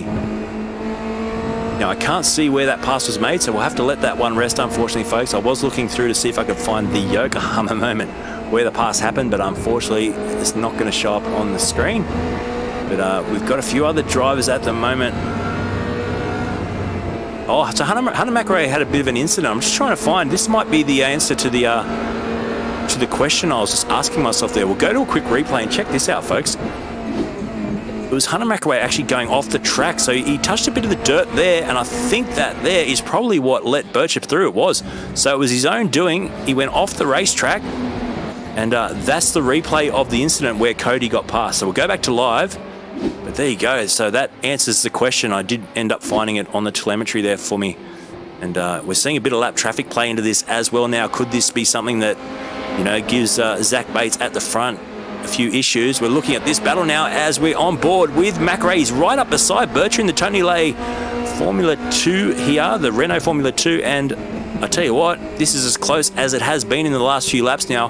McRae really starting to push Bircher hard towards the end of this race with 2 laps to go. Do you think he can get through? What do you think, chat? Get involved. Let us know what you think about this one. Will Bircher hold on to position 2, or will McRae put a big send on here somewhere and take out the second step of the podium in race number 1? This will be definitely something that's very interesting to see. But we got a car off the circuit up in front. I think that was low, so not getting involved in the race, which is good. We've also got Evans just up ahead on the racetrack between Bates now and Bircher. So, Bircher goes off the racetrack. So there you go, folks. Bircher's made a mistake up the hill there through turn 6, and that's put him well back now. McRae's back into second position, and with only a lap and a bit to go, Cody has dropped himself right back off the pace there, unfortunately. So, yeah, wow, that's not good indeed. He'll be not happy with that. And unfortunately, yeah, he's dropped back to position 2. Cooper Allen's going to be fighting him very soon too. Once again, we got a car off the track there. I think that was Evans spinning around. No, it was Bjerke spinning around. So we've got the white flag out. 1 lap to go. We're going to focus a little bit on our leader here, Zach Bates, because he should be able to bring this one home from here. And yeah, let's hope he can do that. But at the moment, he's done everything right in this race, starting off the pole, and he's kept it clean, kept his nose clean, which is the most important thing when you are racing, obviously, in this style of racing. And at the moment, it's looking like he's going to come home and bring it in there for a victory. So Zach Bates with a 3-second gap at the moment over Hunter McRae. Cody Bircher still hanging on for P2. Can he stay there? I reckon he will be able to. I don't think Cooper Allen's going to be able to close that gap now with only half a lap to go. And yep, we're looking at Zach Bates, son of Rick Bates on your screen. Comes from a great family of racing drivers. And yeah, he's going to be so stoked with this run. And we should get a chance to talk to the podium between the race here. So I'm looking forward to that, just seeing what they thought of race number 1. And we'll chat to them live. And, you know, if you've got any questions you want to pose to these drivers, make sure you let me know right now, and we'll send it across and get you involved on the chat as well. Here we go, folks. We're going to take the checker flag now. It's going to drop for Zach Bates as he comes across the line and wins it with ease. P2 is going to go to Hunter McRae. Gets the job done there. Cody Bircher coming home in 3rd. Cooper Allen's going to come home in 4th place. So it's a fair way back then to Brady McHugh. But good job. There is Brady just still heading up to cross the line now. Then you got Grubel coming home in 6th spot. Crosses the line now. Sarkis is going to come home in 7th. We haven't talked about him much in that race. And Stephen White, I tell you what, the old gun's going to come home. White Dog, as he likes to be called, I think. He's going to come home here in a 8th position, up 19th. He'll be absolutely stoked with that. So there you go, Steve White coming home and taking out an 8th position there. Race number 1, we'll get the results for you very, very soon on the screen, and we'll get those drivers assembled into the green room so we can have a quick chat to them as well.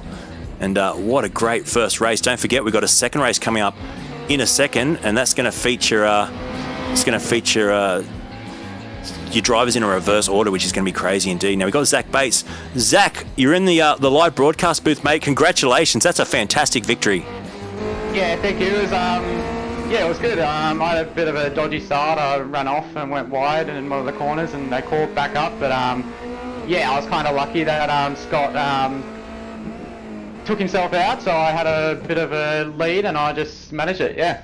Good job, mate. Now, we're going to get the other guys in for a chat as well. But yeah, like I say, you got to be stoked with that. They're not here yet. So just talk us through the race. As far as with the tyres starting to go off a little bit at the end there, we saw Birchie behind you and Hunter Macrae having a good old scrap. And yeah, just let us know. Was it starting to go off a little bit? Yeah, so the first, I'd say, 5 laps are they're quite fast, and then after that they start to go off a little bit. It's not too bad though, but as the track gets dirtier, it gets worse. Yeah, gotcha. So yeah, interesting to note that. Now we are going to try and get these other guys. We'll get the results for, they call it heat number 1 in iRacing, but it's race number 1 up on the screen now. Now you won it by 4 seconds in there, and that's pretty commanding. We're going to get Hunter in for a chat as well. Hunter, you're live on the broadcast, mate. Coming home there in P2, we saw you have a little bit of an excursion off the track, rejoin, and then fight pretty hard with Bircher at the end there to come home and take out the second place. How did you find the race? Yeah, a little bit frustrating. It was fun though, heaps of fun. I mean, a little bit messy. I mean, I had a decent start, a better jump than the guy in P1, I think Zach, and had it go on the outside, didn't quite make it stick, and then kind of made a mistake off the turn, I don't even know what number it is, made a mistake on the first lap and had to get on the brakes, basically stop it spinning, and then kind of just my momentum was backwards and the leader got away. But it was fun. I mean, a few little mistakes, but managed to come home second, so not too bad. Should be funny for the next race, hopefully trying to get through all the stuff. Yeah, for sure, mate. Now, Cody, we've got you in here too. Once again, you had an up and down sort of run in that one as well. We saw you, were your tyres going off at the end there? We saw you slip back a little bit, run off the track, coming home in third in the end. Nothing to be sneezed at. You've done a good job, mate. Yeah, thank you. No, I just made some stupid mistakes, to be honest. Though once you drop a wheel off, it just bottoms out and doesn't come back on. But no, it was fun. I just got to do a bit better on my behalf, and it should be right. Yeah, good job. And Zach, what's your plan for race number 2? Obviously, you'll be starting sort of halfway down the grid. What's your plan, especially into turn 1 and turn 2? Well, obviously the main objective of this race is to stay out of trouble, but we can't control that. So what happens is what's going to happen. Yeah, good job, man. And obviously, I'll give you guys a chance just to do a shout out to your sponsors. And we'll start with you, Zach. We'll run through the top 3, and then we're going to get over to what is warm up for race number 2. Bates Advanced Driving, AccuForm, and yeah, that's it. Good job, mate. Good luck in race 2. Hunter, same thing. You want to thank a few sponsors and do any shout outs? Yeah, I'd just like to thank firstly Good Trap Group, obviously Miles Advisory Partners as well, all my sponsors, Doric New Zealand, and I'd also like to give a shout out to Tim and Tracy who are watching this live, as well as a lot of my other sponsors from Doric New Zealand and my mum and dad too. So it's pretty funny. I'm actually up at 2:30 in the morning here in America, so it's nice to kind of be racing and putting on a show for all my family and friends back home. No, it's fantastic, mate. And Cody, same to you, mate. Shout out to your sponsors. I'd just like to thank Tony Lane Motor Group, Penrite, Auto One, Canobolas Auto One, and SMS Mortgage Solutions. Good job, boys. Well, I'll let you go. Get set for race number 2. We're going to do a cool little... we've got a cool little video to show in the break here. So we've got about 7 minutes left of warm-up, which will be great. And then good luck for the reverse grid, boys. All right, thanks, mate.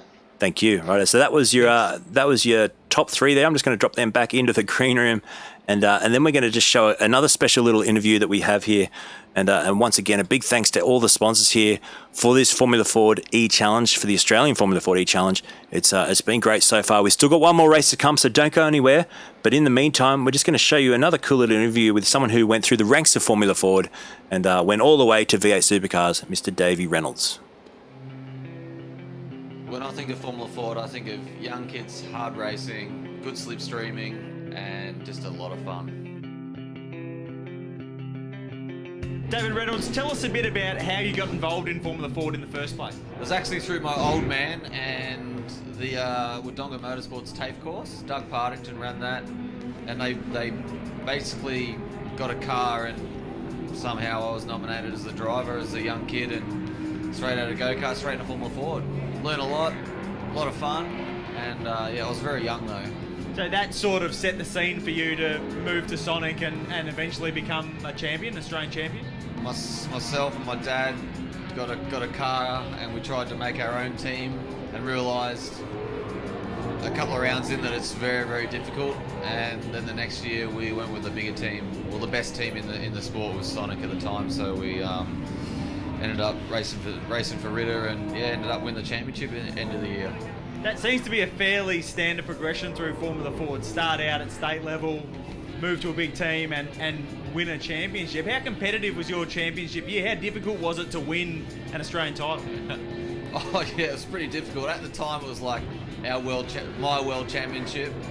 You know, for me, that was the be-all and end-all in my life. Yeah, it was a pretty difficult year. Like, Ritter ran 4 cars, and there were some very good drivers in the other teams as well, and we had some very good drivers as well. It was very competitive. We had a lot of different race winners, I think. But yeah, it's a really cutthroat young kid, you know, fight it out attitude racing. It was awesome. Having your name on that honour roll, what role did that play in terms of the progression of your career outside of Formula Ford and on to becoming a professional race car driver? I said to myself, if I didn't win, I probably would have quit. I probably wouldn't have gone on to the next category. So yeah, I'm kind of glad I did win, and lucky, and you know, thankful that I actually won it. But yeah, that kind of gave me the head start in my life. Do you have a standout memory or moment from your time in Formula Ford? I have many memories, many standout moments. But obviously, the last race to win the championship was probably one of the most epic races I've ever had in my life. It was myself and Tim Macro went down to the wire to try and win it, and we had to beat each other to win. And you know, it was just one of the most epic races of my life.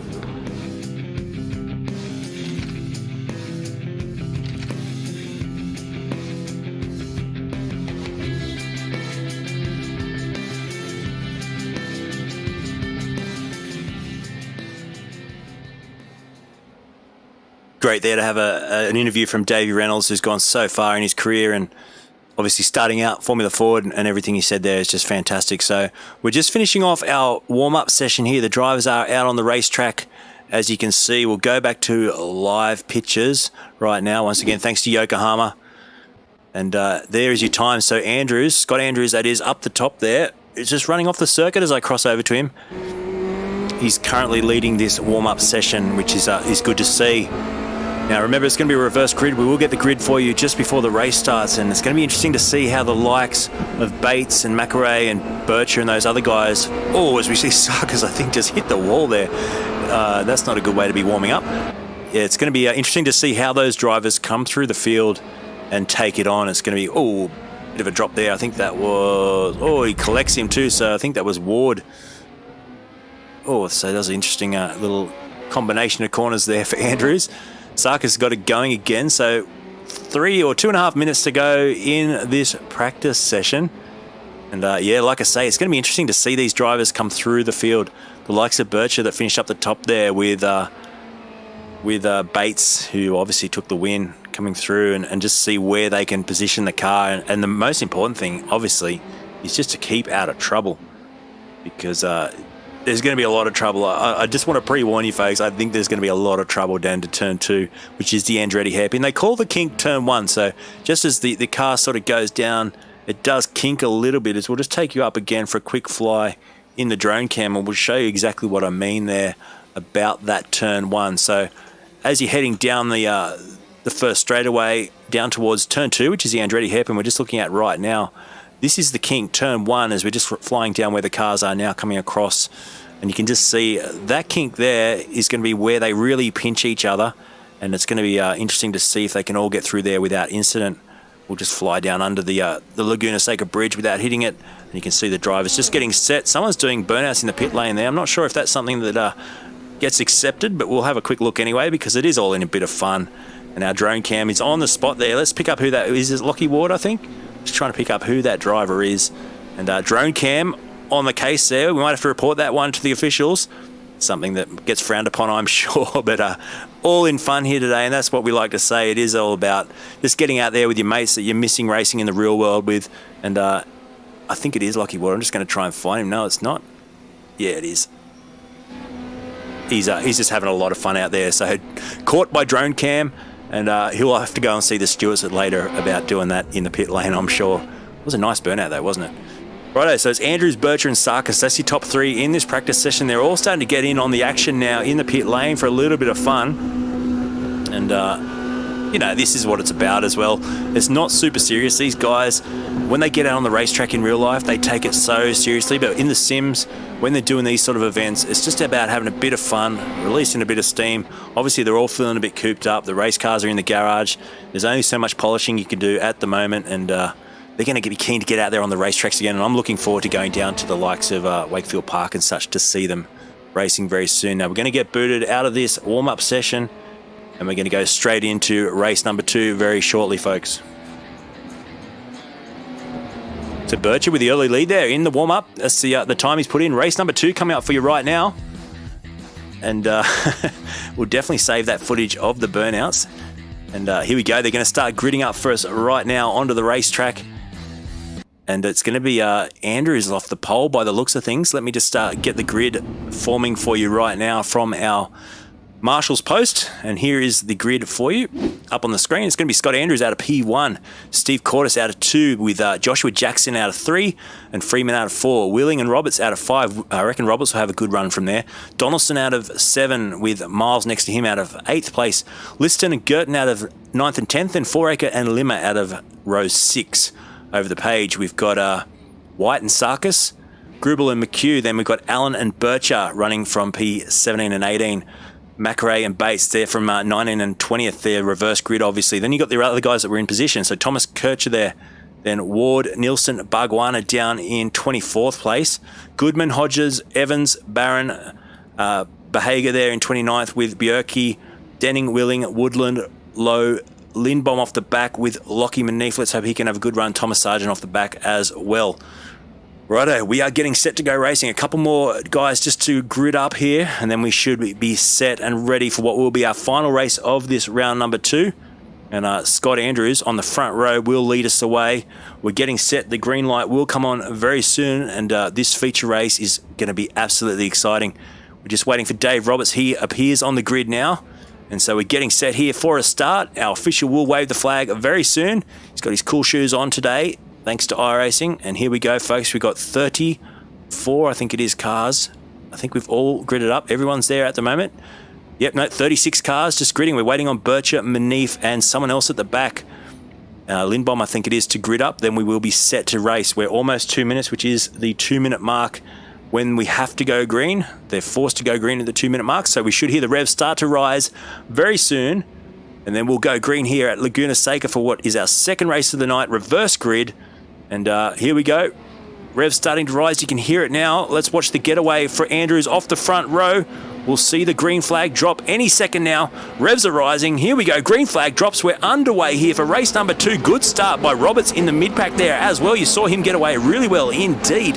And there you go, down through the kink, down towards turn 1, Andrews, as they all fan out. Oh, he's gone around, so Andrews, big crash. Hopefully he doesn't come back across the circuit. No, he spits it out off the racetrack, and he's gone from the lead of this race. Unfortunately, there's a bit of a tussle in the mid-pack as well. Who's that over in the fence? Donaldson, unfortunately, connecting with someone else. Everyone else getting through nicely, so Liston has made up a few spots too there at the early part of this race. He's up 1. Limmer's up 5 spots, so a few of these drivers getting through the carnage okay indeed. Cordes it is who leads us away on lap number 1. And you can see the gap back to Joshua Jackson as they come up towards our curve cam for the first time. We're going to watch these drivers go through. It's Cordes, Jackson, then Willing and Roberts, Miles, Foraker getting through there. Limmer, Liston, Bircher, McHugh, Girton, Sarkis, Grubel and Macrae.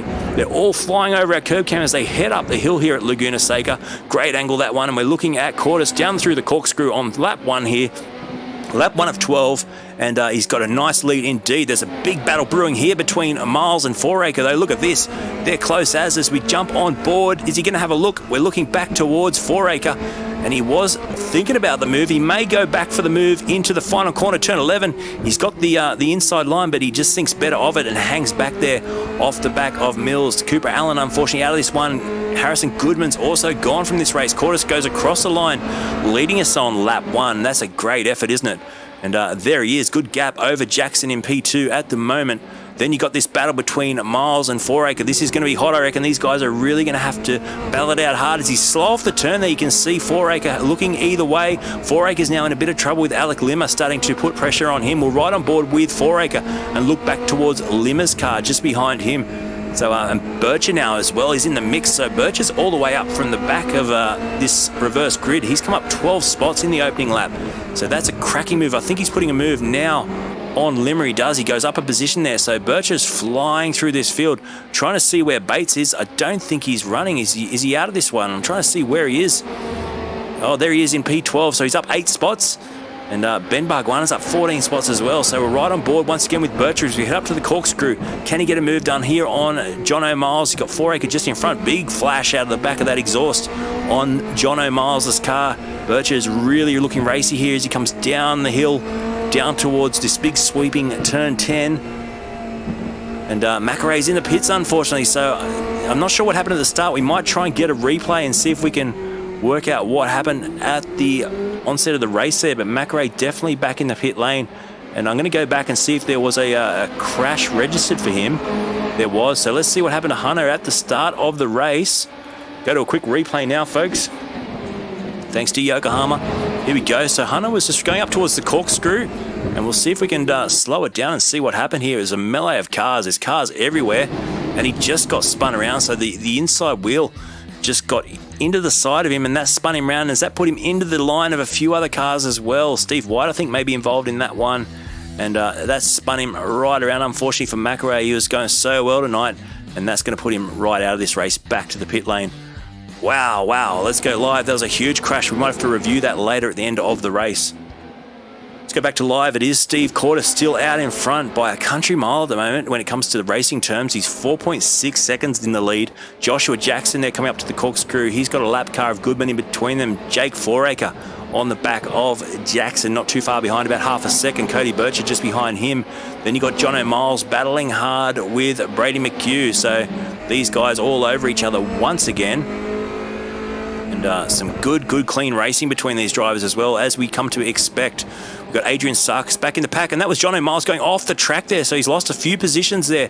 Sarkis gets through as well, so you can just see Miles in the green car in the background, unfortunately dropping back a few spots there. Zach Bates will probably get him as well. There is Bates right on the back now of Miles. Or is he to the other side? We'll just try and find where he is. No, he's a little bit further back, so we're looking at Miles and Sarkis up ahead, as that was the lap car of Allen, who's actually carrying a cone. So, oh my goodness, you want to get that off the car. That's really going to slow you down. So, Cooper Allen, let's just have a look if he's still carrying that. He is. So he's got that cone. He's trying to get rid of it. You can see him swerving around. That actually slows you down. He's going to reverse. Oh, this is a comical moment, folks. I wish I had the Benny Hill theme to play. But Cooper Allen, the poor young fella, has got one of these witches' hats or cones from the pit lane stuck on the front of his car, and it's finally gone. So, wow, that clears him up to run again. But, I think he's going to eject out of the car. I think that's going to be the end of his race, unfortunately. So, oh, my goodness. Steve Corder still leading the race. Cody Birch is now in P2. Jake Foraker P3. Then you got Josh Jackson in the mix of this battle with Brady McHugh, who's not far behind him. So riding on board once again with Brady as we head down the hill. Get a nice shot here off the right-hand side of the car. You see, you tuck it in here to turn 10. The corner sort of helps you out a little bit here. He's going to have a shot under brakes. No, he's not. He's just going to think better of that and hang back and wait. Jackson might be a little bit slow off the corner there, which will give McHugh a great... Oh, and he actually... Was that a brake check? I'm not sure what happened there. Oh, wow. He won't be happy with that, because that's going to give him some front-end damage. But, yeah, Jackson really slow off the corner. He may have got a corner cut slowdown, which meant he had to lift off the throttle. But, boy, you don't do it on the straight like that when you've got a car right behind you. So that's cost McHugh a fair bit of aero damage on the front. You can see as we zoom in on that car, you can see that front wing carrying a fair bit of damage there, and he won't be happy with that at all. And Limmer's just in behind him, so Limmer will probably get a move on here with that aero damage that McHugh's got, and he does. He gets the pass done. You can see Sarkis in the mix too. So Adrian Sarkis skipping through another position there as they head up towards our curb cam. These cars really fighting hard. They should be at our curb cam any second. There they are, folks. All nice and close together as they head up the hill towards the corkscrew. And this battle between Limmer, Sarkis, Bates, McHugh and Miles, and also Jackson on the back, is really hotting up. Riding on board now with Adrian Sarkis as he drops it down the corkscrew. You can see behind him, there is Zach Bates, the winner from the first race. He's starting to really close in on the top 5 now. Sarkis in P5. Alex Limmer just ahead of him. What can happen here?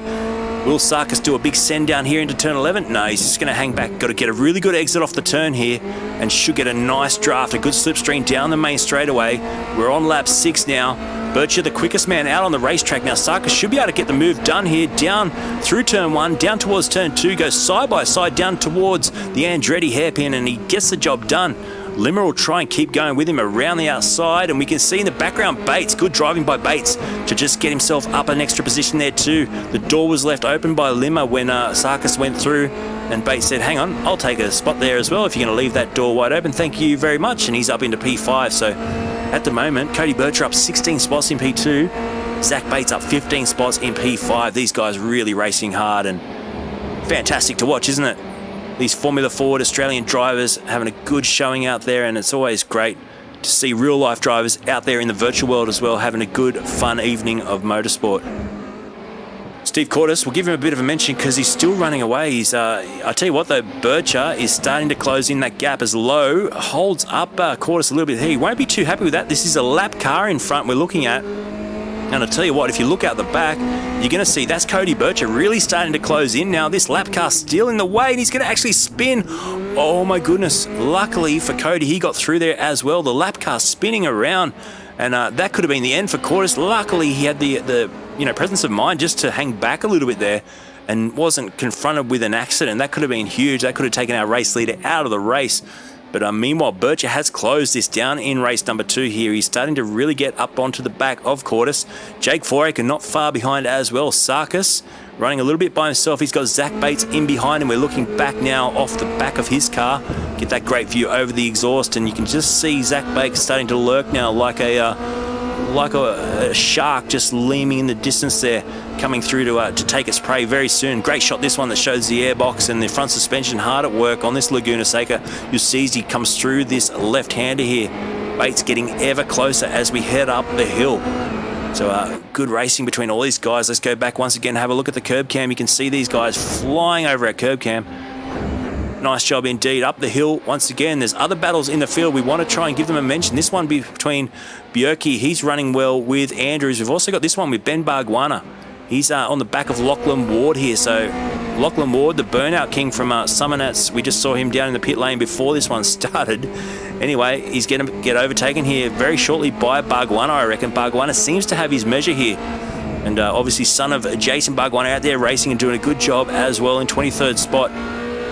Be good to see him back in the real race car very soon and see what he can do this year. As Ward takes a lot of curb there. That's going to let Bargwanna go side by side with him down towards turn 5. He should be able to sweep in front here and take the position, and he does. So good job, Ben Bargwanna. Just a little bit patient there and waited for the opportunity to get past Lachlan Ward and pushes him back a spot, and Bargwanna up into 22nd position now. So he'll be stoked with that, up another position.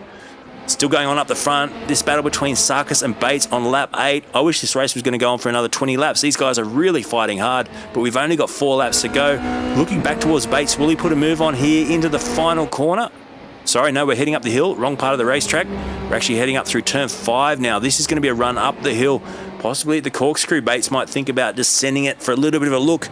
Meanwhile, at the front, I tell you what, Steve Cordes has got his hands full now with Cody Bircher all over the back of him. So Cody, who won the second race at Phillip Island, is seeming to repeat his little effort of coming good in the second race and coming through for a victory if he can get past Cordes here. But Steve's going to do everything to try and hold him out as we run down through the big sweeping turn 10 and down towards the start-finish complex. You can see, will Cody put a move on there? No, he doesn't, but he aims for a good exit. You can just see off the back of the car there, Bircher just being patient, waiting for a good exit, gets it now. We're right on board with Bircher. He should be able to get the job done as he heads down. He has a look to one side, he dummies to the other side, goes to the right-hand side the long way around. You're going to see if he can get this move done. You're going to see Cordes have the racing line. They'll go wheel to wheel. We've got a lap car of Denning in there as well, which could get interesting. Luckily, it doesn't. Denning stays out of the way, and Bircher hangs on to P2 there with Cordes doing everything at the moment to hang on to the lead of this race with only 3 laps to go. Wow, this is good racing, isn't it? Zach Bates still all over the back of Sarkis. We've got Joshua Jackson and Terence Nilsson also having a battle down throughout the pack. There they are. And Jake Donaldson working his way back after that earlier incident. Unfortunately, we were just live on board with Jake once again. He got turned around in the first corner. We'll revisit some of those incidents at the conclusion of this race. But Jake doing a nice job to fight his way back through the field. And yeah, they're not easy to drive, these cars around this track, and we've had a lot of guys fall out, unfortunately, from this race. But let's go back to the front where the battle is, because it's still going on. We've got, oh, he gets past now, so we're having a look. He's going to dive down there. Bircher gets the job done through turn 9. That's an interesting spot to pass there, through rainy curve, sorry. And he gets the job done. He seems to be able to pull away a little bit now, so Bircher possibly will be able to run on and get a bit of a gap now between himself and Cortis. Now 4 Acres hanging on to P3. There he is on the same straight as these guys. Sarkis still hanging on with Zach Bates not far behind. We're riding on board now with Bates. And what can he do with only 2.5 laps to go? Can he do anything about Adrian Sarkis? And Sarkis will be hoping one of the top 3 drop out so he can get a podium here tonight. He'll be stoked if he can. And so far so good. These guys racing really well at the front, aren't they? Down through the pack though, we've still got this battle between, oh no, Donaldson's off the track unfortunately, so unfortunately he's gone off the track, had an incident, he's going to rejoin now, get it going again, but unfortunately the man holding on to our Twitch cam tonight has gone off the road and dropped back a few positions. So the battle's still looming at the front though. Sarkis, can he hang on? Oh boy, I'm going to be out of breath by the end of this one. This is absolutely exciting. Adrian Sarkis, he's got about 4/10 at the moment over Bates, but we know Bates is super quick through this last part of the lap. We'll ride on board and have a watch. We'll go from the nose cam. You'll see the elevation change as they drop over this corkscrew. You've got to be really careful on that inside curve, which Sarkis takes a lot of. Drop it down the hill now. The corner loads up here as you get a lot of camber through this corner. You see him holding onto the gear shift as well. You could really hear that engine really working hard through the corner. And he fires it down. Bircher's managed to pull out about a 2.5 second lead now at the front. And that's pretty good indeed. He'll be stoked with that, won't he? And he's running down towards our drone cam at the moment. Let's get that up in the air for a quick look as we head down for what is going to be a couple of laps to go. And there is Bircher going through the final corner now. We're just going to have a look down the main straight. You can see the cars coming through. We've got 4 Acre Sarkis battling it out. Then you got Bates, John O'Miles as well as we head around in drone cam looking at this start straight. We've got someone coming out of the pit lane, and wow, the action is aplenty. We're going to have a look at this circuit right through with only a lap and a half to go. We're going to position drone cam up there for the end of the race, folks, and it's going to be fantastic once we get to talk to these guys and see how they manage to get through so many places without getting into trouble there. As we see, I think that is Bjerke just getting out of the way of Bircher, who's still in the lead of this one. So Cody Bircher by 2 seconds, there he is, up 17 spots. Let's get the gains up on the screen for you so you can actually see 17 spots for Bircher, 8 for 4 Acre, who's currently in P3, 10 for Sarkis in P4, 15 for Bates in P5. All these guys working their way through the traffic so well at the start, and they've got to be super stoked with that. Zach Bates, can he do anything now about Sarkis with only a bit of a couple of laps or a lap and a half to go? Henry Thomas Bircher, he's on the back of Scott Andrews. So here we go up the hill. This is our closest battle throughout the pack at the moment. And Kircher just trying, or Thomas Kircher trying to find a way through at the moment on Scott Andrews. We get the white flag now for Bircher. So only 1 lap to go in our final race of round number 2. Hard on the brakes there. He's not going to be able to close it in there. He drops back a fair bit through there. Let's go back to the front and have a look at these gaps because it's really started to, you can see Bircher, he's got a lap car of water in between him now. There is Cortis. So the lap car between Bircher and Cortis. Then you got Jake 4 Acre a fair way back as well. Sarkis, he's got Bates still in behind him, but I don't think Bates is going to be able to do anything about it with not far to go. We'll get the track map up so you can see where your favourite drivers are. We've got number 1, that is Cody Bircher, heading up the hill right now, position 1 that is. And he's going to go up now towards the corkscrew for the final time. We'll keep with this battle because it's only 2/10 between Bates and Sarkis. And can they do anything about it? Can Bates get through and try and get up there? Will 4 Acre hang on to P3? He's not far up the road now. These guys are actually closing in on 4 Acre in the final part of this lap. Bircher heading down through turn 9 for the last time. There he is on your screen. Cortis a fair way back now. He won't be able to catch him from there. We'll ride with Bircher as he comes through in this Tony Lay Formula 2 for the Formula Ford eChallenge. This is fantastic. It's very tricky when I say that. Make sure I get it right. But here we go through the final corner. Bircher's going to come down and take the checker flag. There he is. He's got to be stoked with that, folks. There you are. Checker flag for Cody Bircher in race number 2. Coming home in P2 will be Steve Cortis. 4 Acre is going to get home in the end. Sarkis just hanging on for a 4th place with Bates in 5th place. And that's a great job by all those drivers to come through there and cleanly race. Wasn't that a clean race? All the drivers doing a fantastic job there. Nilsson's going to come home just behind Lima in P8, McHugh in 9, and McRae in 10th. after finding a bit of trouble in that race. Still up 9 spots to come home in 10th, so be absolutely stoked with that. But your race winner for the second race of the evening, Cody Bircher. We're just watching him now as he goes around on his slowdown lap. And I tell you what, we'll have to regather and look at a few of those incidents throughout the race. We've got the drivers already popping in for a chat, and we're going to get them up very, very soon as we can. And once again, like I say, Cody Bircher, pretty unstoppable in that one, and he'll be stoked. Coming through these reverse grid races, I guess the first thing you got to do is actually get through the first couple of corners, and as I just write the names in for the finishing order there. And then the second thing you got to do is obviously stay out of trouble with the lap cars as well, because there was a lot of that tonight. And I tell you what, Jake Foraker, he'll be really happy with that, coming home in what is the third place there for the podium. So we're going to get that up there for you in 1 second, folks. Just stand by, and then we're going to have some interviews as well. So it will be great just to chat to these drivers and see what they thought of that final race. And they've all got to be pretty stoked with that, I reckon. So let's see if we can talk to Cody now as they just finished on the line for us, which is great. We'll get some music on, and we're going to get them in for a live chat right now. And we'll see if we can just get a good shot of the 3 cars there sitting on the line. There you go. That's your winning shot for the evening. We'll get the full results for you up on the screen right now for race number 2. And Cody Bircher, Cortis and Foraker, that's your top 3. Let me quickly bring them in for a quick chat now. First of all, we got Cody Bircher. Congratulations, mate, coming home with a win there in race number 2. You got to be super happy with that. Yeah, I'm really happy with that. I think the main part was obviously keeping out of the carnage on the first few laps, and luckily I just put the car in the right spot. Obviously there's a lot of luck involved in that, but no, I'm happy with it to come home with a win. Totally, yeah, mate. It's awesome. Up 17 spots as well. So as you said, getting through the carnage, getting through the traffic, you did a fantastic job. Steve coming home in P2. Steve Cortis there, you got to be happy with that too. That's a good effort for you to once again, the lap traffic played a bit of havoc, but you stayed out of trouble and you came home with a podium. Yeah, it was a bit of chaos there, mate. I was keeping an eye on the Cody closing in pretty quickly, and just had a few dramas with some of the slow guys, but all in all, it's good fun. Good job, mate. And coming home in P3, you got to be super stoked with this. Jake Foraker, how did you find the race, mate?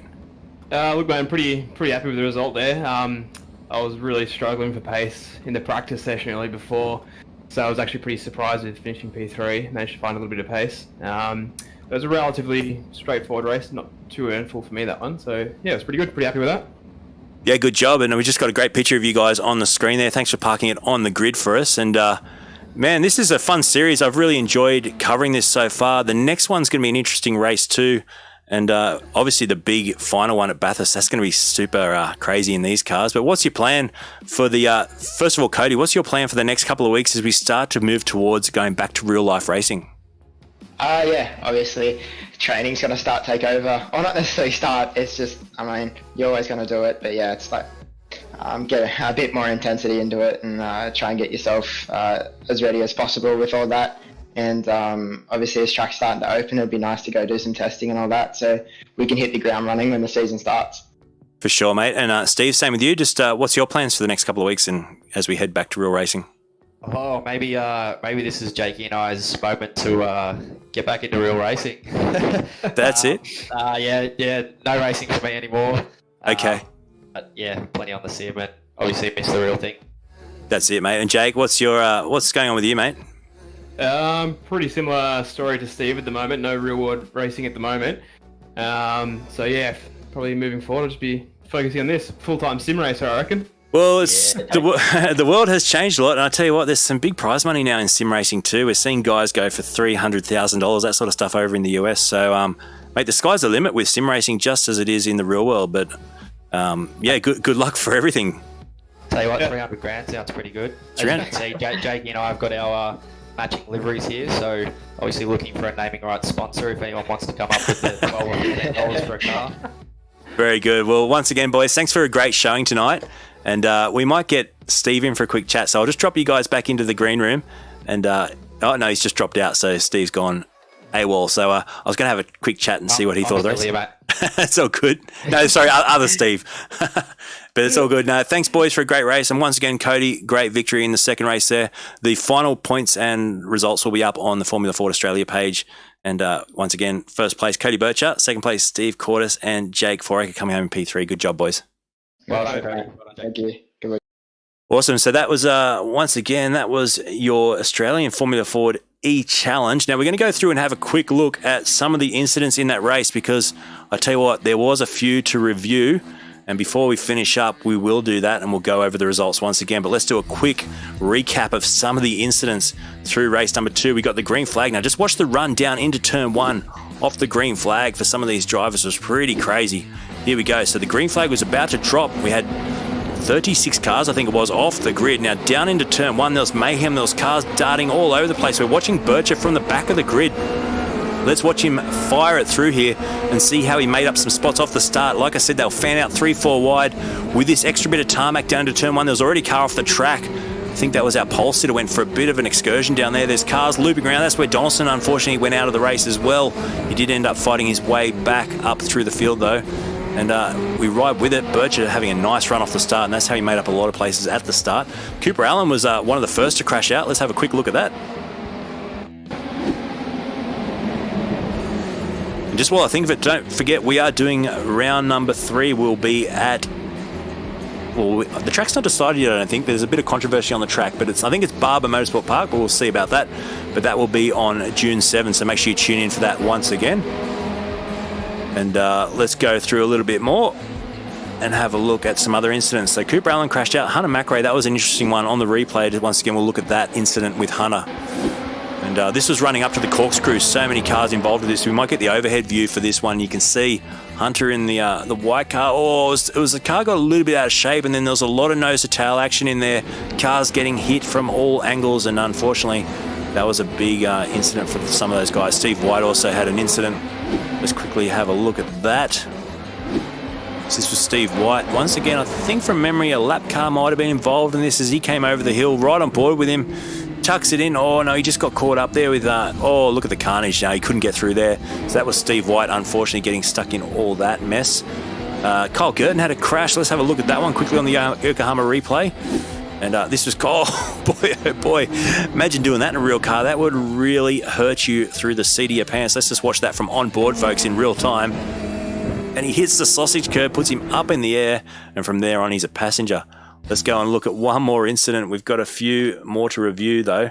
And once again, what a great race. These guys putting on a great show. Todd Willing, here's his incident. This was on lap 2, I think it was. Let's have a quick look. We'll go to real speed here. And riding on board with him, he went up the inside, or the outside, sorry. Does he just drop it off the track by himself? He does. He loses the rear end, which is really easy to do in these cars. And under brakes there, just loses the rear end, parks it off the circuit. So unfortunately, that was the end of his run tonight as well. Righto, Bjerke had a crash, Ryan had a crash. I'm just going to pick one of the ones at the end here. We had Cooper Allen involved in this incident towards the end, or as we got into the race itself. And that was when Cooper had the comical moment here where he had the witch's hat stuck to the front of his car. So interesting indeed. Couldn't really get rid of it, and that slows you down in iRacing, so you had to try and get rid of it, and unfortunately nothing you could do about that. Benny Barguana had an incident too. Let's have a quick review of that one. And oh, you see someone in the background already spun. Ben had a fair bit of damage on that front wing, just touched the sausage curb through there, which threw him wide, and then from then on he goes across onto the dirt, and he's a passenger across the racetrack there. And Ryan Lowe, Craig Denning had a crash. I think this was when the leaders were coming through, so pivotal moment of the race this. I think this is where he may have just dropped it by himself, but the leaders were coming through. You can see him just under brakes there. A lot of dirt on the racetrack there. Lights up the rear as he goes down the hill off the corkscrew. And no, he did get out of the way in the end, but I think the rejoin might have been a little bit dicey here. Let's have a look. Came back onto the racing line, but no, got away with that, so nice job. And just looking down for any other pivotal moments in the race, Kyle Evans had a crash right towards the end of the race. We'll have a quick look at that one, and then we'll wrap this up. So there's Kyle on your screen right there. And not having the best of days in the sim, but you can see the rubber down the road. It was pretty gripped up out there, but he just touched the dirt, and just like that, oh, big crash, that one. We'll go back and have a look at that one, and unfortunately another car got involved in that too. So you can just see as he goes, gets it lit up off the side and then into the wall. Huge crash there. Flings out onto the racetrack, bodywork missing all off that car, and then you're going to see one of the other cars come through, nowhere to go, huge impact. And unfortunately, that's the end of both of their races. As you can see, the damage on both of their cars. Obviously, coming down to the end of the race there, the checker flag dropped, and our race winner, Cody Bircher, well, he was pretty unstoppable in that one, coming through all those positions, and there was Cody coming down towards the final corner to take the checker flag.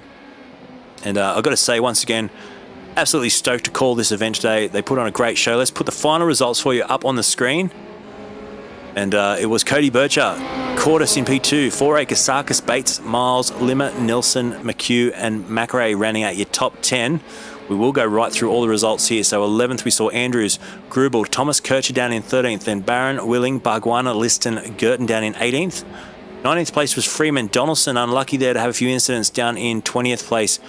Woodland, Ward, Bjerke, White, Goodman, Behager. Then we got Jackson and Denning down in 28th place. Evans, Willing, Lowe, Allen, Roberts, Hodgins, Lindbaum, Manif. Unfortunately, I don't think he got a start in that one, and Thomas Sargent as well, not getting a start. So those guys are not running in this event tonight, which is a bit disappointing not to see him out there. But, you know, they must have their reasons, possibly an issue with their sim. Who knows? We'll chase that up, because some good drivers they're missing out on trying to get up there for the points. But there is Cody Bircher on your screen, race winner for this second one. The final results will be up on the Formula Ford page, and you can see that very, very soon. So I just want to thank you once again. This has been great fun as always, and your top 3 coming home with a good race there. My name's Luke. This is Lucas Esports. We're doing this all again on June 7th, and I'm really looking forward to that. We've got 3 more rounds for this Australian Formula Ford eChallenge, and I reckon by then we'll be getting close to going back to some real life racing. So until then, we'll see you very soon, and make sure you give Lucas Esports a like and a follow, and get in touch. We've got a lot of live racing coming up, including the National Sports Sedans on Tuesday, which is a lot of fun, so tune in for that. See you soon.